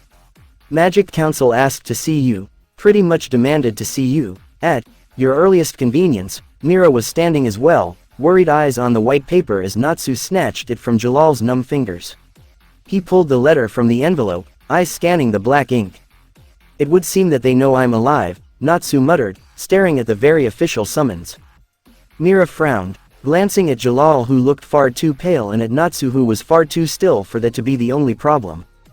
Unless Natsu can give them sufficient reason for his return, Jellal said through gritted teeth, they will mark Fairy Tail as a dark guild. His statement was met by an uproar that left Natsu's ears ringing. Makarov emerged from his office, shocked at the sudden shouting. Natsu's only answer to his confused expression was to lift the envelope with the council seal. He didn't need to see anything else, and the old master's face grew dark. I'll go there and see what I can do, Natsu said, and without raising his voice the guild quieted down. Makarov's eyes narrowed, this time in thought. If I can't convince them that Fairy Tail didn't do anything wrong, I will deny having any communication with the guild since Crocus, Natsu told them, and once again the guild was on their feet. No one liked the idea of him going to the Magic Council alone. Even if Fairy Tail didn't get branded as a dark guild, Natsu likely will be marked as a dark mage, which will make his membership to Fairy Tail null and void. We can't just let you do it alone, Gray spoke up, if anything, you are the most innocent one in the whole thing. Mira nodded. I'll go with you, it was my idea in the first place. Natsu looked at them with a raised eyebrow, and if they decide we are to be apprehended. No, I'm going alone, you can't be serious, Laxus hissed, hands crossed over his chest. Not after everything that happened. Natsu glared at him, red eyes flashing dangerously. The lightning dragon slayer didn't budge. Natsu paused, impressed before he continued, voice leaving no room for argument. Think about it logically. They asked for me, no one else but me, by name. They know that trying to capture me is a useless endeavor, and so they decided to try and ask nicely. If any one of you come with me, it's admitting we did something wrong. Which, mind you, we did. He paused, eyes looking around the room and making sure they heard him. I can lie, mind you, he added dryly when some started objecting. But if they decide that I am a risk to Fury, they will likely try to pin it on Fairy Tail as a whole because, again, there is nothing they can do to me and they know it. Another reason to go alone. And again, if they decide that I am to be removed, I can go back to the dragons. Most of you don't have another place to go should Fairy Tail be disbanded or, worse yet, criminalized. He is right, Altair spoke, though fists clenched at her side told everyone how much she didn't agree with it. It's for the best that he goes alone. Natsu can handle this, the voice of confidence. Natsu nodded in thanks and Altair gave him a weak smile that might have been a grimace. It took a while, but the Dragon Prince managed to calm down their anger from raging inferno to simmering unease. The Dragon Prince walked outside, aware that four followed him even as he prepared to leave. I don't like this, Annie told him seriously, her green eyes hidden behind her bangs. Natsu paused, watching her for a moment before, somewhat awkwardly, he rested his hand on her head. It'll be all right, Arthur assured her, hugging her with one arm. He looked at Natsu in the eyes, won't it? Of course, Natsu agreed, lifting his hand from Annie's head, and the Dragon Prince tensed as Arthur pulled him into a hug with his free hand. The Shadow Mage laughed hoarsely at the dragon. Like hugging a statue, he told him, and Natsu felt a corner of his lips lift, relaxing into the hug momentarily and returning it, every movement awkward, which made Annie laugh as well. He quickly released them, stepping back and gave them an awkward pat on the head. Arthur grinned at him and Natsu sniffed, stuffed his hands in his pockets. Brat, he told him. Be careful, Mira Jane told him firmly, cupping his cheek and kissing him before she stepped back and Altair took her place. The purple-haired beauty looked down, fingers interlacing with Natsu's, and she stayed like that for a moment silent. Natsu blinked and brought her hand up, kissing her knuckles, a small smile on his lips at her shocked expression. I'll be back, he assured them, and before anyone could say anything else, he disappeared into the void. They should be disbanded at the very least, the councilwoman huffed, crossing hands over her chest. Everything we hear about them is trouble. They won Grand Magic Games, the councilman to the woman's right said. I can't say I'm surprised. Not after Tenro Group returned. They like to stand out, another councilman added, scowling, but it's not because of the Tenro Group that they won. Not entirely. At the raised eyebrows that greeted his statement, the councilman frowned further, waving his hand through the air. You have all seen what Fernandez, Milkovich, Strauss, and even that kid Smith can do. And that's not even counting Souleater. No, they didn't win GMG because of the Tenro Group. They simply decided to compete because of them. A murmur passed through the room before Grand Doma tapped his staff against the tiles, the sound echoing loudly in the large room. Quiet down, he boomed. We are here to talk about him, as you well know, and his possible connection to Tartaros. He did come back from the dead, the councilwoman muttered. With what we know about Tartaros, I wouldn't be surprised if he is some sort of spy for them. Org raised an eyebrow, looking at the councilwoman dryly. With what we know about them? We know nothing about them. Well, true, but she was interrupted when Grand Doma once again slammed his staff into the tiles.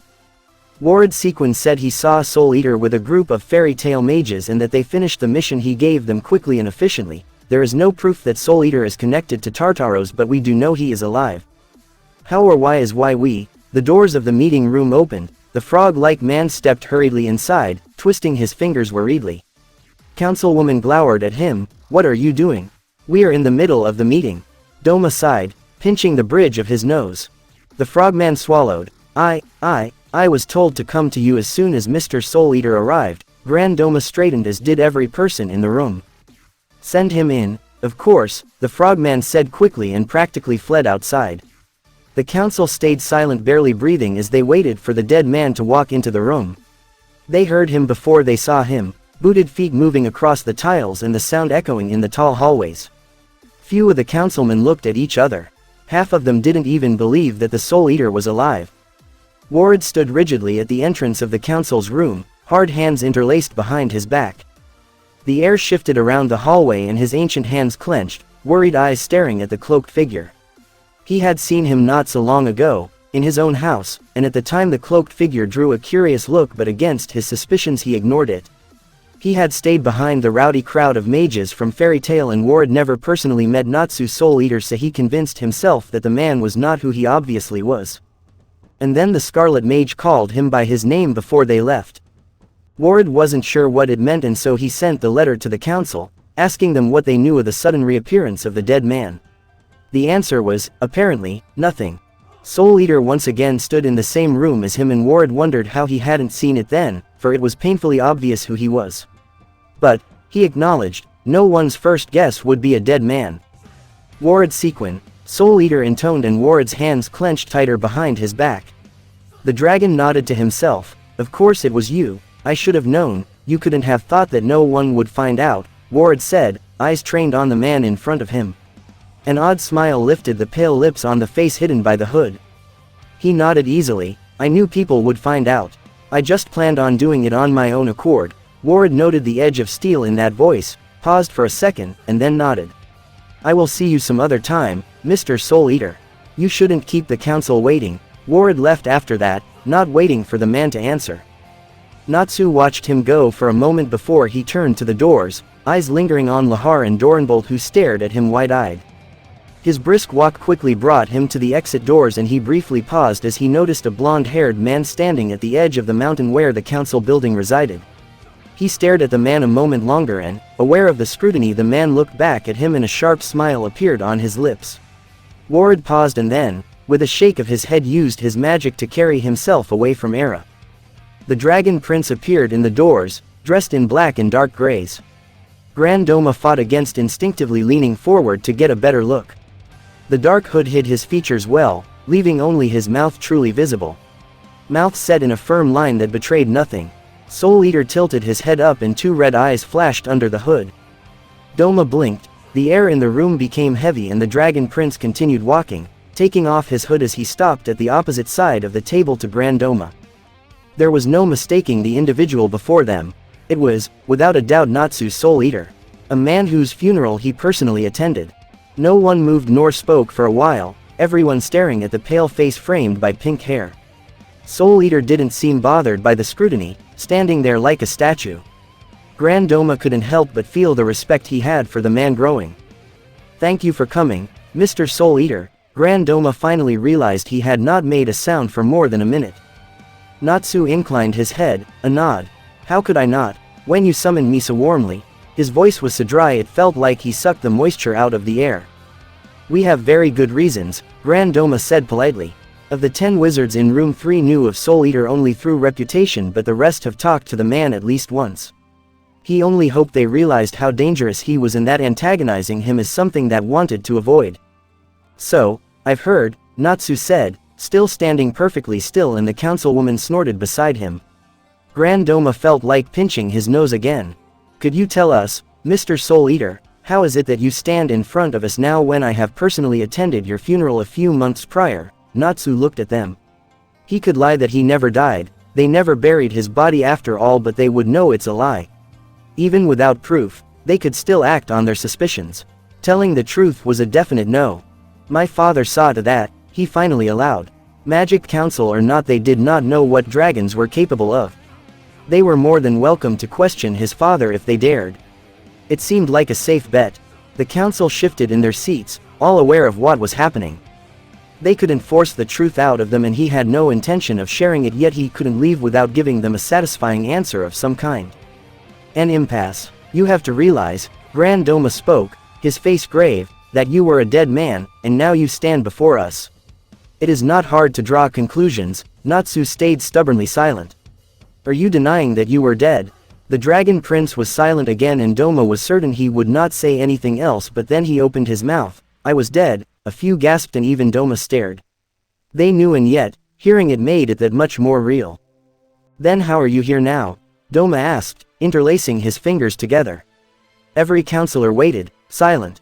Natsu stayed quiet. You have to understand that we have to be the ones to break this news to the public, otherwise the rumors will do their job and you and your guild will be ruined. A hard look, and Natsu raised his chin, eyes flashing dangerously, and Doma worried he pushed too far, too quickly. Fairy tale had nothing to do with this, he said, his voice daring them to say otherwise. So, your father used necromancy to bring you back? Doma asked. Your father, Acnologia. The counselors shifted in their seat again. Doma suddenly became aware that Natsu watched them all very much like an owl would eye a mouse. Not necromancy per se, Natsu finally said, and Doma waited for an explanation but none came. Dragon magic was an unknown to them, but Doma was certain that dragons couldn't just bring the dead back to life. For magic is dark as that there is a price to pay. A terrible price. Natsu had no intention of telling them what happened. If they think necromancy is bad, then who knows how will they react to the news that he was alive because he made a deal with the devil, quite literally. You are asking me this so that you know what to tell to the public, the dragon said, cutting to the chase, apparently done dancing around the answer. You know that if I were to be declared resurrected, it would give too many people too many ideas. Dangerous ideas. So, you either have to make a terrible example of me or you have to cover the truth. You cannot touch me. Too many people would stand behind fairy tale for you to touch them, and well, he gave a mirthless laugh. I would certainly like to see you try and take steps against Acnologia. Council stayed silent as Natsu leaned forward, hands resting on the polished table. So here we are. You might have the knowledge that would demand of me to tell you the truth, thus the truth I gave you. You cannot spread it to the public because the truth is dangerous, so you will say to the public this. My father took my body to the floating island where I recovered from my wounds. I did not die, though it was a near thing, and thus he said nothing. In Magnolia, when they buried the empty casket, the council exchanged looks, no one quite liking that they were very much ordered what to do, but no one could fault the logic behind it. No sense in giving hope when there is little chance that you'll survive, Grand Doma said, a nod of understanding to Natsu. Natsu leaned back straightening, and nodded as well. Exactly. They stayed silent for a long moment after that, and then Doma rose his hand, all who agree to proceed with this plan. Everyone rose their hands, though it was obvious some questioned it. Nothing more was said because the doors to the room burst open. The frogman, wide-eyed and panicked, gave one scream, all the warning they got. Intruder. And the world disappeared in the flash of orange. Jellal entered the master's office, back tense, and face carefully blank. The old man looked up from a paper he was reading, his face tired and drawn, and Jellal couldn't help but pause at how old the man looked. He stood up without a word and walked to stand in front of Jellal, who still hadn't moved from the doors after he closed them. If you don't mind me being so blunt, I don't really see what is there to talk about, Jellal said carefully. The small man nodded. No, there is nothing I can say that will ever fix what I did, but it's not about that I asked you to come here. I wanted your opinion on something. Quite honestly, I would have asked Mira Jane or Altair, but he trailed off, and Jellal nodded in understanding. They refused to talk to you, indeed, Makarov nodded, drawing a tired hand over his mouth and chin. It's about Natsu, Jellal stated, hands crossed over his chest. It's related to him, Makarov replied. I want to talk to you before I drop this on him because I'm not sure how he will react. Jellal smiled an ugly smile. Our little secret. Makarov blanched, paling, and quickly shook his head. Gods, no. You can talk to him about it all you want. I just want to ask if you thought this was a good idea before I ask him to do something that he doesn't want to do but would feel obliged to do. Jellal sighed. Spit it out, already. I'm old, Makarov started, and Jellal snorted. The master chuckled. Well, yes, obviously. What I want to say is that I'm old, and the decisions I've made prove that I'm not as open-minded about some matters as I believed I was. What I'm trying to say is that to be a guild master, one has to be fair and open-minded. Not misguided by personal grudges. He stopped, an expectant look on his face as he looked at Jellal, who stared at him wide-eyed, vaguely aware that his jaw was lost somewhere in the basement.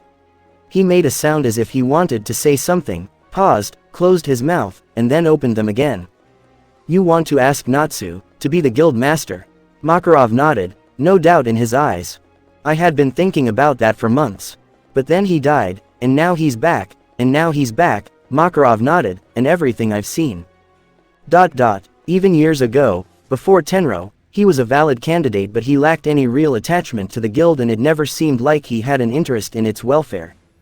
Now, it's different. He changed so much and it breaks my heart what I almost did to him. What I did do to him. But it's entirely my fault. The master released a sob and Jellal stared, wide-eyed, as the old man started crying. I know that if I leave Fairy Tail to him it will be in good hands, but I don't want him to feel forced to do something. He has enough on his plate already. Jellal swallowed, staring for a long time, mute. Then he finally found his voice and spoke, "You have to ask him. I can't answer for him nor do I want to assume what Natsu would do, but I do think you should talk to him about this." Makarov swallowed, nodding. "Yes, you're right, of course." He cleared his throat. "I don't know what I'm doing anymore, Jellal. I'm so tired." He stumbled out of the void, stunned by the ringing in his ears. He barely escaped the brunt of it and he cursed himself for being so focused on the council. He looked around, swiftly noting his surroundings. Not even a foot from him Grand Doma's empty eyes stared back, face twisted by a frozen look of shock. He couldn't see a wall that wasn't crumbled and he swallowed, trying to stop the ringing in his ears. Nothing seemed to be moving. Was he the only one who survived? He took a sniff of the air. A scent of copper and dust and ash. And a trace of gunpowder. Maybe what was used to create the explosion. He quickly dismissed the idea, for if that was the case, the amount of it that would be needed would have been clear in the air when he came here. A bomb. He took a step further, ringing in his ears finally subsiding, and he shook his head again.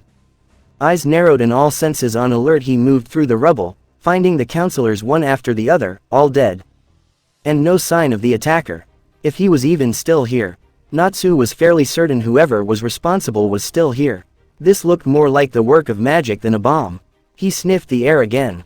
The smell of air didn't change and the dust tickled the back of his throat almost enough to make him cough. But the scent of gunpowder was stronger.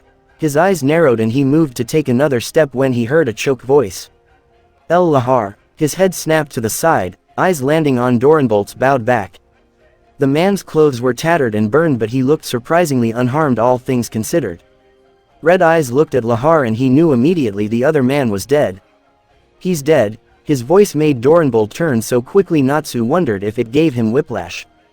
He stared at him in shock, likely wondering why the only damage on him was his ruined coat and a fine layer of dust. You're alive." Natsu paused, waiting for the man to say what he wanted, but he didn't continue, and so Natsu nodded. "Yes, did you do this?" The Dragon Prince stared for a moment, trying to figure out if the other man had hit his head. He didn't sound accusatory, more like he wanted to have some reassurance. "No," Natsu replied immediately, eyes narrowed. "Why would you even think that? The council thought you had connections to Tartaros. That's another reason why they called you here, to make sure that you didn't turn dark after you died." He obviously struggled with the thought. "I didn't, obviously," Natsu said dryly. "At least he hadn't had any connection with Tartaros, that's for sure." "They are all dead," the young man stated hollowly. Natsu paused, then looked around, concentrating again on their surroundings. "Not all." Doranbolt stared, uncomprehending for a moment before his eyes widened and he looked up, searching the ruins as Natsu started making his way around a particularly large piece of the fallen wall. Doranbolt scrambled to his feet, casting one last sorrowful look at Lahar before he ran after Natsu as quickly as he could over the uneven terrain. Doranbolt grimaced, almost falling as he tried to climb over a part the dragon crossed. He made it look so easy. He stumbled across it just in time to hear Natsu speak. "Don't even think about it." Doranbolt finally managed to have a visual, staring at the blonde man who held Org's head. Org was breathing heavily, obviously in a lot of pain. His lower half was pinned under debris, his legs likely crushed and blood trickled down his beard, but he was alive. The blonde man was grinning like a wolf, staring at Natsu as if the Dragon Prince made a joke. Doranbolt swallowed. He had heard the sharp edge in his voice. The Dragon Prince did not give empty threats. "My name is Jackal of Tartaros," the blonde informed them, the ears on his head twitching and the tail on his back curling, grin widening. Doranbolt tensed. "Tartaros. Remember that, because I am a man who killed the Magic Council." Doranbolt could feel his eyes widen. "He's the one behind it." Org was looking at them, Doranbolt realized, his eyes lucid and sharp despite the pain. "Run," he wheezed out, and Jackal cackled, the hand on Org's head pushing harder into the dust. "No one escapes my explosions, old man," Jackal informed them happily. "Doranbolt," Org said, his voice urgent, "make sure that they know. Souleater is innocent. Make sure that they listen to him." Doranbolt looked at Natsu, whose face didn't show much of what he was feeling, but the fairy tale mage still somehow managed to seem touched by the sentiment. "Souleater?" Jackal asked, sounding annoyed, likely because he felt ignored.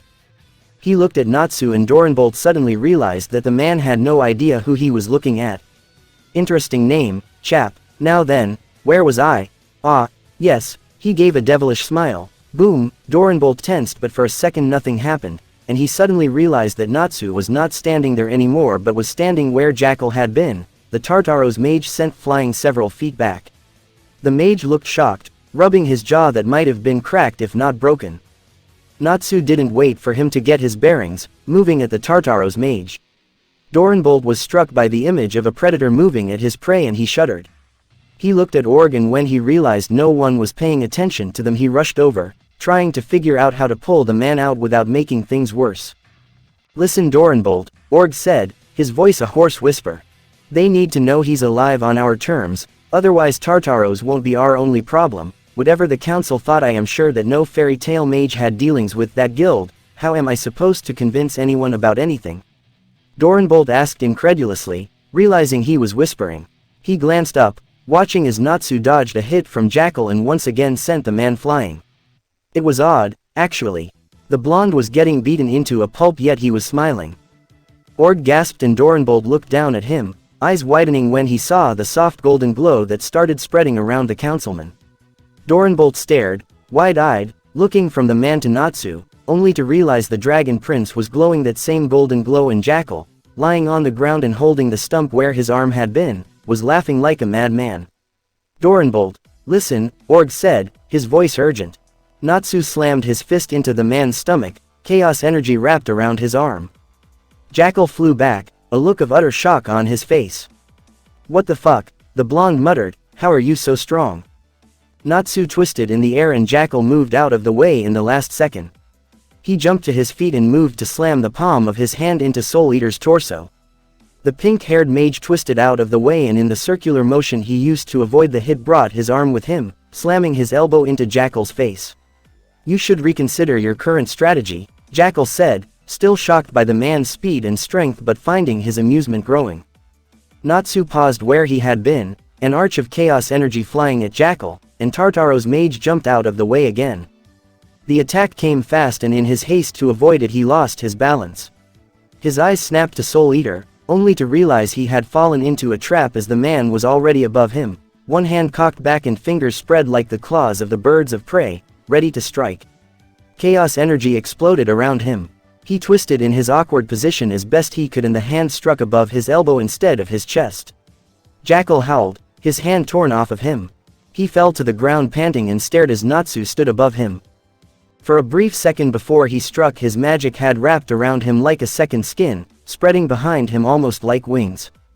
"What are you?" "I could ask you the same thing," Natsu said, twisting his hand up again, and his fingers burst into black and red energy. "But then again, I am fairly certain I already know." Jackal stared at him, not sure how to answer, but he twisted his remaining hand, a smirk lifting his lips despite the pain. "You should have listened to me when I told you to reconsider your strategy." He paused and watched in delight as golden glow filled the debris. "Everything I touch turns into explosives." Natsu stopped moving, eyes wider by a fraction as he looked down at himself, golden runes running over his body. Jackal laughed. "Explode, you asshole." Natsu's eyes snapped to him even as the glow intensified, and Jackal suddenly wished he could speed up the process. The mage didn't hesitate, his hand moving towards Jackal as quick as a snake. He grabbed Jackal's neck before the demon could respond and stared at the demon's eyes with his own red ones, his pupils pulled into slits. Jackal gasped, as much for air as in shock, a terrible thought occurring to him, and just as the golden light blinded them all, Natsu pushed his free hand through the man's chest, blood bursting on the other side. And Jackal laughed out loud, his skin suddenly golden. "You fool," Jackal whispered, "I may die, but I will destroy the whole era." Warred was already outside of Era when the fist explosion almost made him fall from his tree he used as a transport. He stopped, wide-eyed, and turned around, the top of the mountain he had stood on not a mere half an hour before now burning. He stood there, mouth agape and not moving for over a minute. Were they attacked? Who would attack the Magic Council? His stomach twisted and he stared, a flash of red eyes under the hood crystal clear in his head. Could it be? He could hardly believe it. He turned abruptly, moving back to Era. He was not even halfway there when the second explosion rocked the ground again. Why would Souleater do this? Was this his work? It didn't look like it, but if he planned on killing the council, he certainly wouldn't want it to look like him, right? He wondered if it wouldn't be a better idea to just leave right there and then. If the man managed to kill the entire council, what did he hope to do against him? But maybe the council wasn't dead.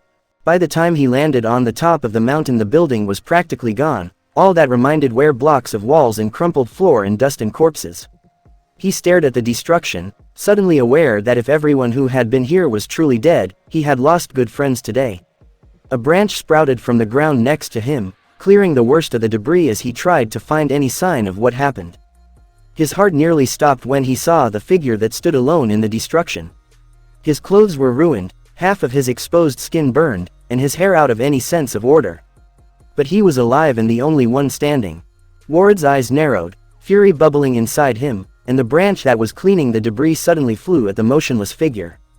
Red eyes looked up a second before the branch skewered him through and he jumped above it. His movements were stiff, but even looking as he did, Ward realized he should have turned and run. He landed on the branch as it twisted again, running down its length towards him and easily jumping away as the second one joined it. Ward cursed himself. He was not young anymore. What was he trying to accomplish?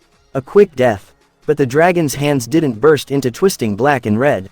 He jumped over his head and he pressed his body against Ward's, his knee pushing Ward's out from beneath him, and he snatched both his hands and twisted them behind his back, almost far enough to pull them out of his sockets. Ward fell to his knees and Natsu pressed harder, one hand holding his hands like a vice and the other on the back of his neck. A warning. What are you doing? Natsu growled into his ear and Ward moved the branches behind them only for the hand on his neck to tighten. I'm in a very foul mood right now, Natsu told him, and Ward turned to look at him from the corner of his eye. The man's face was relatively unhurt, though an angry red mark spread from the lower side of his jaw and down his neck, disappearing out of Ward's current line of sight. When he didn't say anything, Natsu growled. Ward swallowed and steeled his nerves. He was going to die either way, but he will not die a coward. Did you do this? Natsu suddenly let go of him with a snort, and Ward almost fell face first into the dust. Do I truly look that villainous? He paused and then snorted again. Don't answer that. Ward stared at him from where he sat on the ground. He didn't dare to move now. He'll wait until he has a chance, to either run or attack.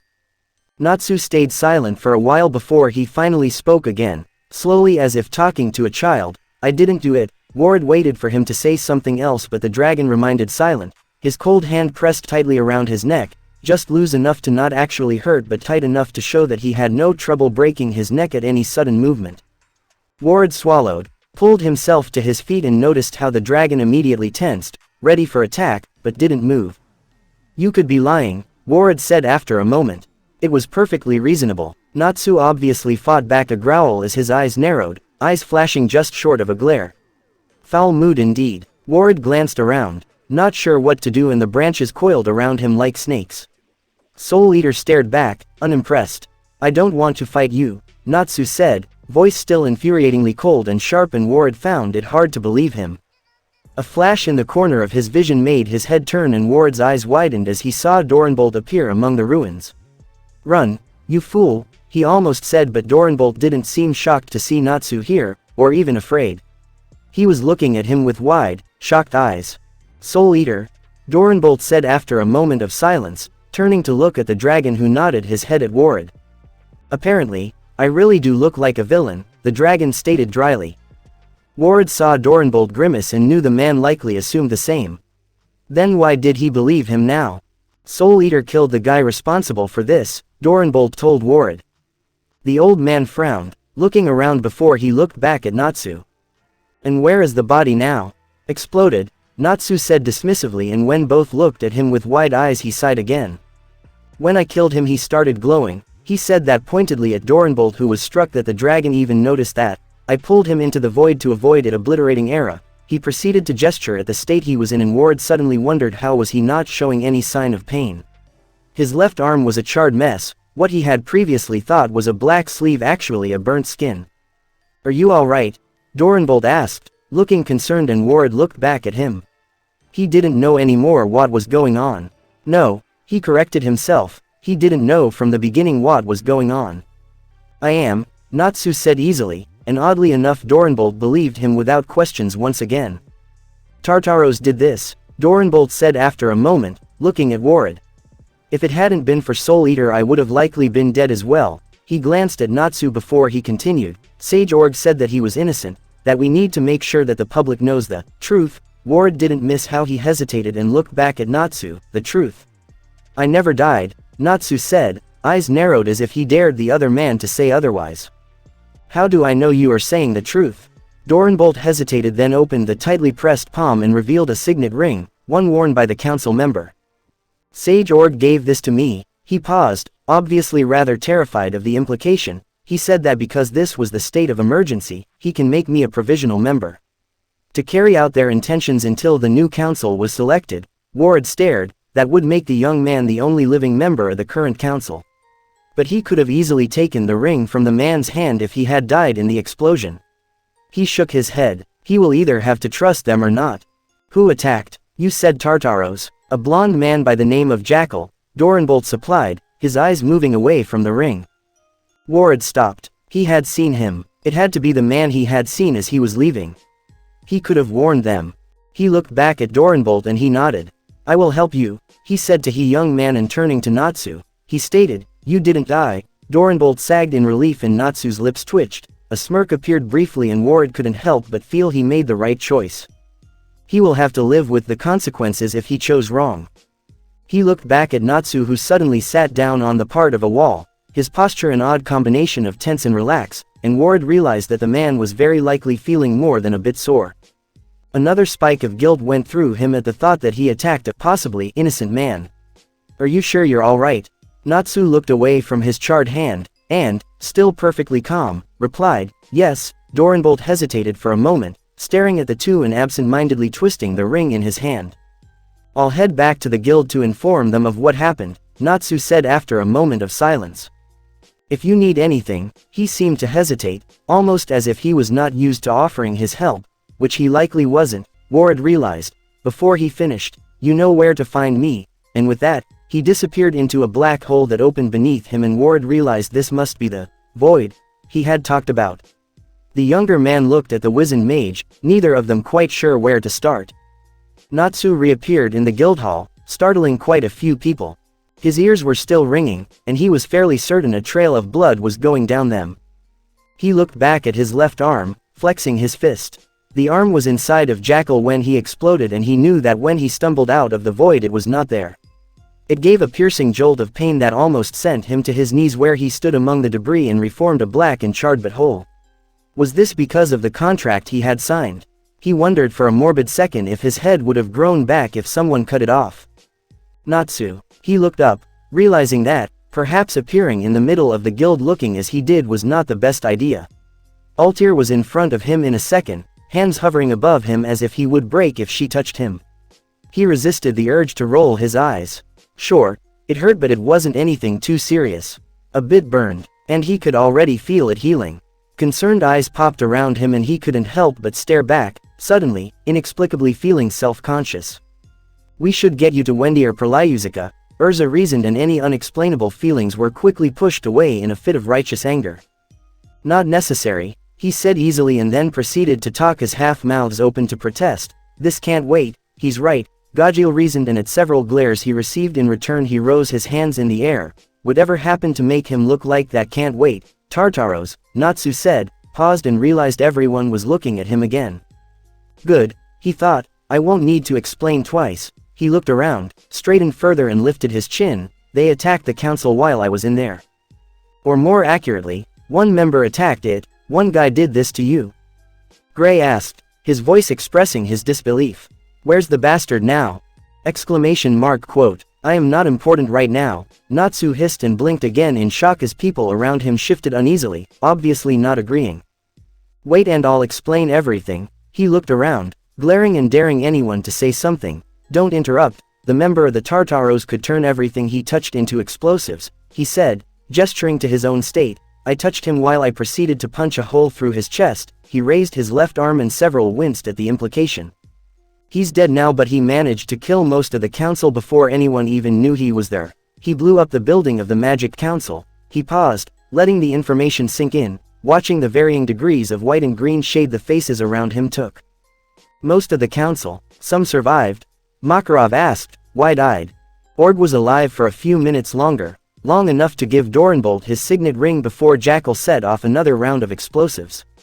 I managed to pull him into the void to get the worst of it away from Era, but I had to hold on to him to do that, which is why I look less than presentable. Jackal, this Tartaros member. Lucy stared, brown eyes still staring wide-eyed at the Dragon Prince. How strong was he? Natsu paused, considering before he answered. I don't know much about Tartaros, but there is one thing I am almost certain of after today. Jackal was a demon from Zeref's books, and if I am correct, so are all the other members. His answer was met by another shocked silence. I don't think he was at his strongest when he fought me, but I would not say it was difficult to win. It was the lack of information and my carelessness that resulted in this, not his actual strength. So, you're saying, what exactly?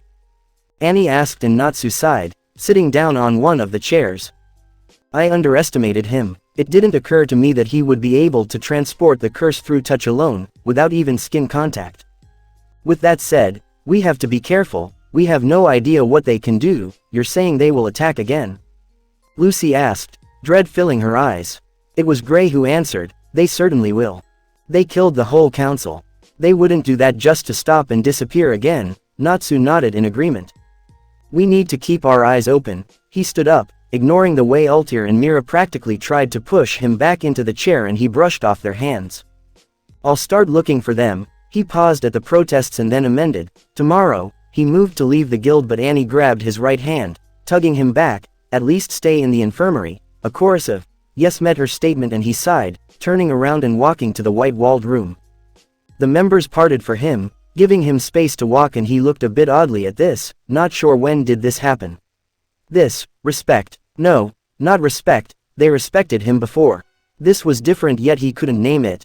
A few minutes later he was sitting on the bed in the infirmary in nothing but his underpants, and with what felt like half of the guild still standing in the room. You could at least let Wendy take care of the worst of it, Gray said, but it sounded more like a plead than an order. Urza made it sound, and he almost smiled at the different approach. Almost. He wasn't even sure why he was so against it. He was always practical. This was a practical, logical thing to do. He shrugged after a moment and looked as Mira set a roll of bandages on the bed next to him and a poultice for the burns. I don't think it's necessary, he said at least, and ignored the way Altair snorted. He rose his left hand, blackened skin already brownish and not as dead looking as it did in the middle of the ruins. Whatever I signed apparently accelerated my healing. He paused, considering if he should tell them before he finally added, this hand was gone in the explosion. Whatever you signed. Arthur repeated, incredulous, do you even know what was in that contract? No, Natsu said dryly, his voice heavy with sarcasm. Why would I read a contract with a devil before signing it? Altair, who was putting the poultice on his left arm, promptly slammed her fist in his shoulder, and Natsu will forever deny he winced. Not funny, she told him through narrowed eyes. Natsu stared for a moment, suddenly feeling the urge to laugh like he hadn't in years.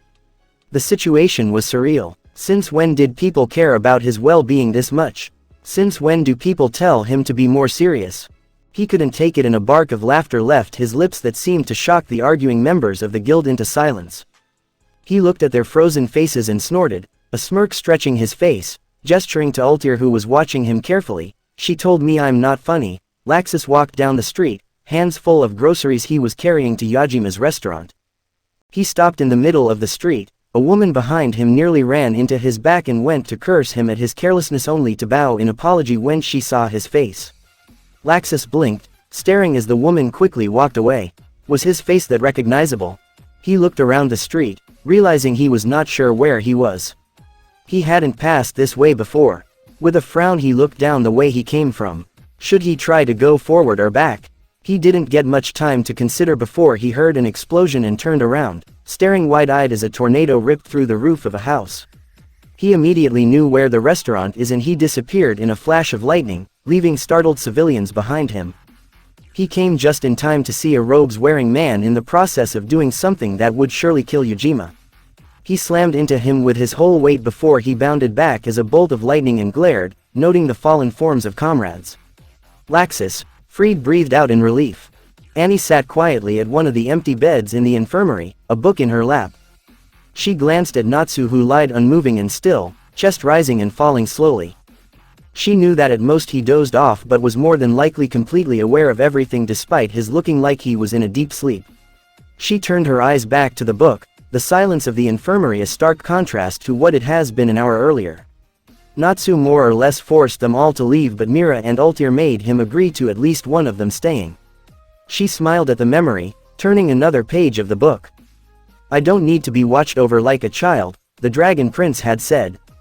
Altair, gesturing to his charred state, had snorted, "Then think of it as more of a way to make us sure that you're alright than making sure you are alright." The sentence didn't make much sense, but the Dragon Prince understood it perfectly. So, he told them to go bother someone else and didn't comment when Annie took a seat on one of the beds. When everyone left, had looked at her for a solid minute, as if trying to frighten her to leave. She knew him well enough to be able to ignore it, mostly. So, she stayed rooted to her spot and pulled out one of the books from a nightstand that someone had left from before. The door of the infirmary opened and Annie looked up, blinking in shock at who entered, and in a fit of curiosity her hands flashed with magic and she disappeared from view. Makarov looked around the infirmary as he closed the door as silently as he could. He was certain he had seen something there, but now the infirmary stood silent and empty except the silent Dragon Prince, who appeared to be asleep. He bit his lower lip, glancing around once again before he sighed and turned back to the dragon. Did he want to wake him up for this? Maybe it would be better if he came back later. He still wasn't sure how to say what needed to be said. "What?" Natsu's voice made him jump and he turned to look at the dragon, who still hadn't moved nor opened his eyes. "I can practically hear gears turning in your head." "What is it?" Makarov swallowed and shuffled a bit in the spot in Natsu's side, as if he was in a presence of an extremely annoying child, and finally, his red eyes opened and he turned his head to look at the old master. Makarov swallowed, staring for a moment at what he was certain was a rather angry red burn an hour ago but now was turning to a pale scar around the edges.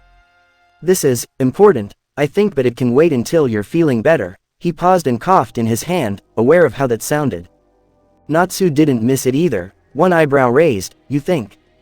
The master cleared his throat, not missing how Natsu glanced at the bed behind him, and spoke again. "Are you alright?" Makarov could see the dragon was getting annoyed the longer he avoided the subject, and his next sentence made it perfectly obvious. "Stop beating around the bush. I want you to become the new fairy tale master." There was a sound of something falling and Makarov's eyes snapped back to the room, missing the way Dragon's jaw had slackened into a rather dumbfounded look. Had he seen it he might have found it amusing, but Natsu pushed back his emotions behind a mask by the time the older man looked at him and was in the process of staring at him with such intensity Makarov wondered if the Dragon Prince learned how to read minds. He was silent long enough that Makarov started worrying he might have spoken too soon. Maybe he should have waited. If the Dragon Prince now fainted from shock, Altair or Mira would certainly kill him. Not that he looked ready to faint, but the stony expression and the utter silence was unnerving. "Me?" he finally asked, his voice not completely hiding how incredulous he was feeling. "You want me to become Fairy Tale's new master?" He paused and his eyes narrowed, a fierce scowl and a glare suddenly on his face, and Makarov paled, unsure what he did wrong. "If this is your way of trying to apologize out of some misguided feeling of self-pity, or God's forbid pity, save it." Makarov swallowed again. The murderous look in Natsu's eyes made the afternoon seem like a far-off dream. "It's not like that," he protested finally, hands raised and eyes wide. "I honestly think you would do a good job. I've been thinking about this for months if not years." At Natsu's continued glare he added, "Honest." The dragon still watched him for what felt like an eternity and he cursed his diminutive height. He felt like an ant under a magnifier, hoping to not get burned by the sun. "Why?" was what he finally said, voice carefully blank, a fierce expression still on his face that made Makarov aware he wouldn't accept anything but the truth. "You are the most responsible, practical, and logical member of the guild. They listen to you like they never listened to anyone else." And, he stopped, suddenly not sure if he should share this particular sentiment. "And, Makarov sighed. And you care, more than anyone would have thought. He paused again and, feeling bold that he was still talking to the dragon, continued, more than you think as well. Natsu stayed quiet, staring at him from where he sat on the bed. His expression completely closed off and Makarov wondered if he made a mistake, if he somehow went too far. It was no longer his place to say anything to him, it was no longer his right to even ask to be heard. But the dragon had heard him and had listened. Now all that remained was for Makarov to hear the answer. Something flickered across Natsu's face, but before Makarov could recognize it, it was gone. Finally, he opened his mouth, and out came a sentence Makarov didn't expect. Should I do it? He wasn't looking at Makarov but somewhere above his shoulder, and the old man wondered if he should answer. When a moment of silence passed and Natsu still didn't say anything else, the old master spoke hesitantly. It's entirely your. He was interrupted by a new voice and it almost made him jump out of his skin. He realized with a start that the question was never aimed at him. Annie appeared next to Natsu, her young face set in determination, her eyes wide. Yes, she said that firmly, her belief in the dragon evident, and Natsu paused again as if startled by her conviction. Like he hadn't expected that at all, and Makarov nodded before he had time to stop himself. Natsu stayed silent and Annie climbed on the bed next to him, sitting calmly for a moment before she took his right hand in her own and squeezed it. You're an awesome dad, she told him, and Natsu had to fight back a snort that came with the sentiment, and you would be a great fairy tale master. Natsu sighed, stared at Annie's hand, so small in his own, and he looked up, staring Makarov in the eyes, and the master held his breath without even realizing it. Fine, the dragon prince finally said, the word leaving his lips so softly, and yet Natsu himself seemed surprised by what he said, but the expression quickly disappeared and he nodded again, more firmly. Yes, I accept if the guild will have me. Thanks for watching. I hope you enjoyed. The next part will be out soon.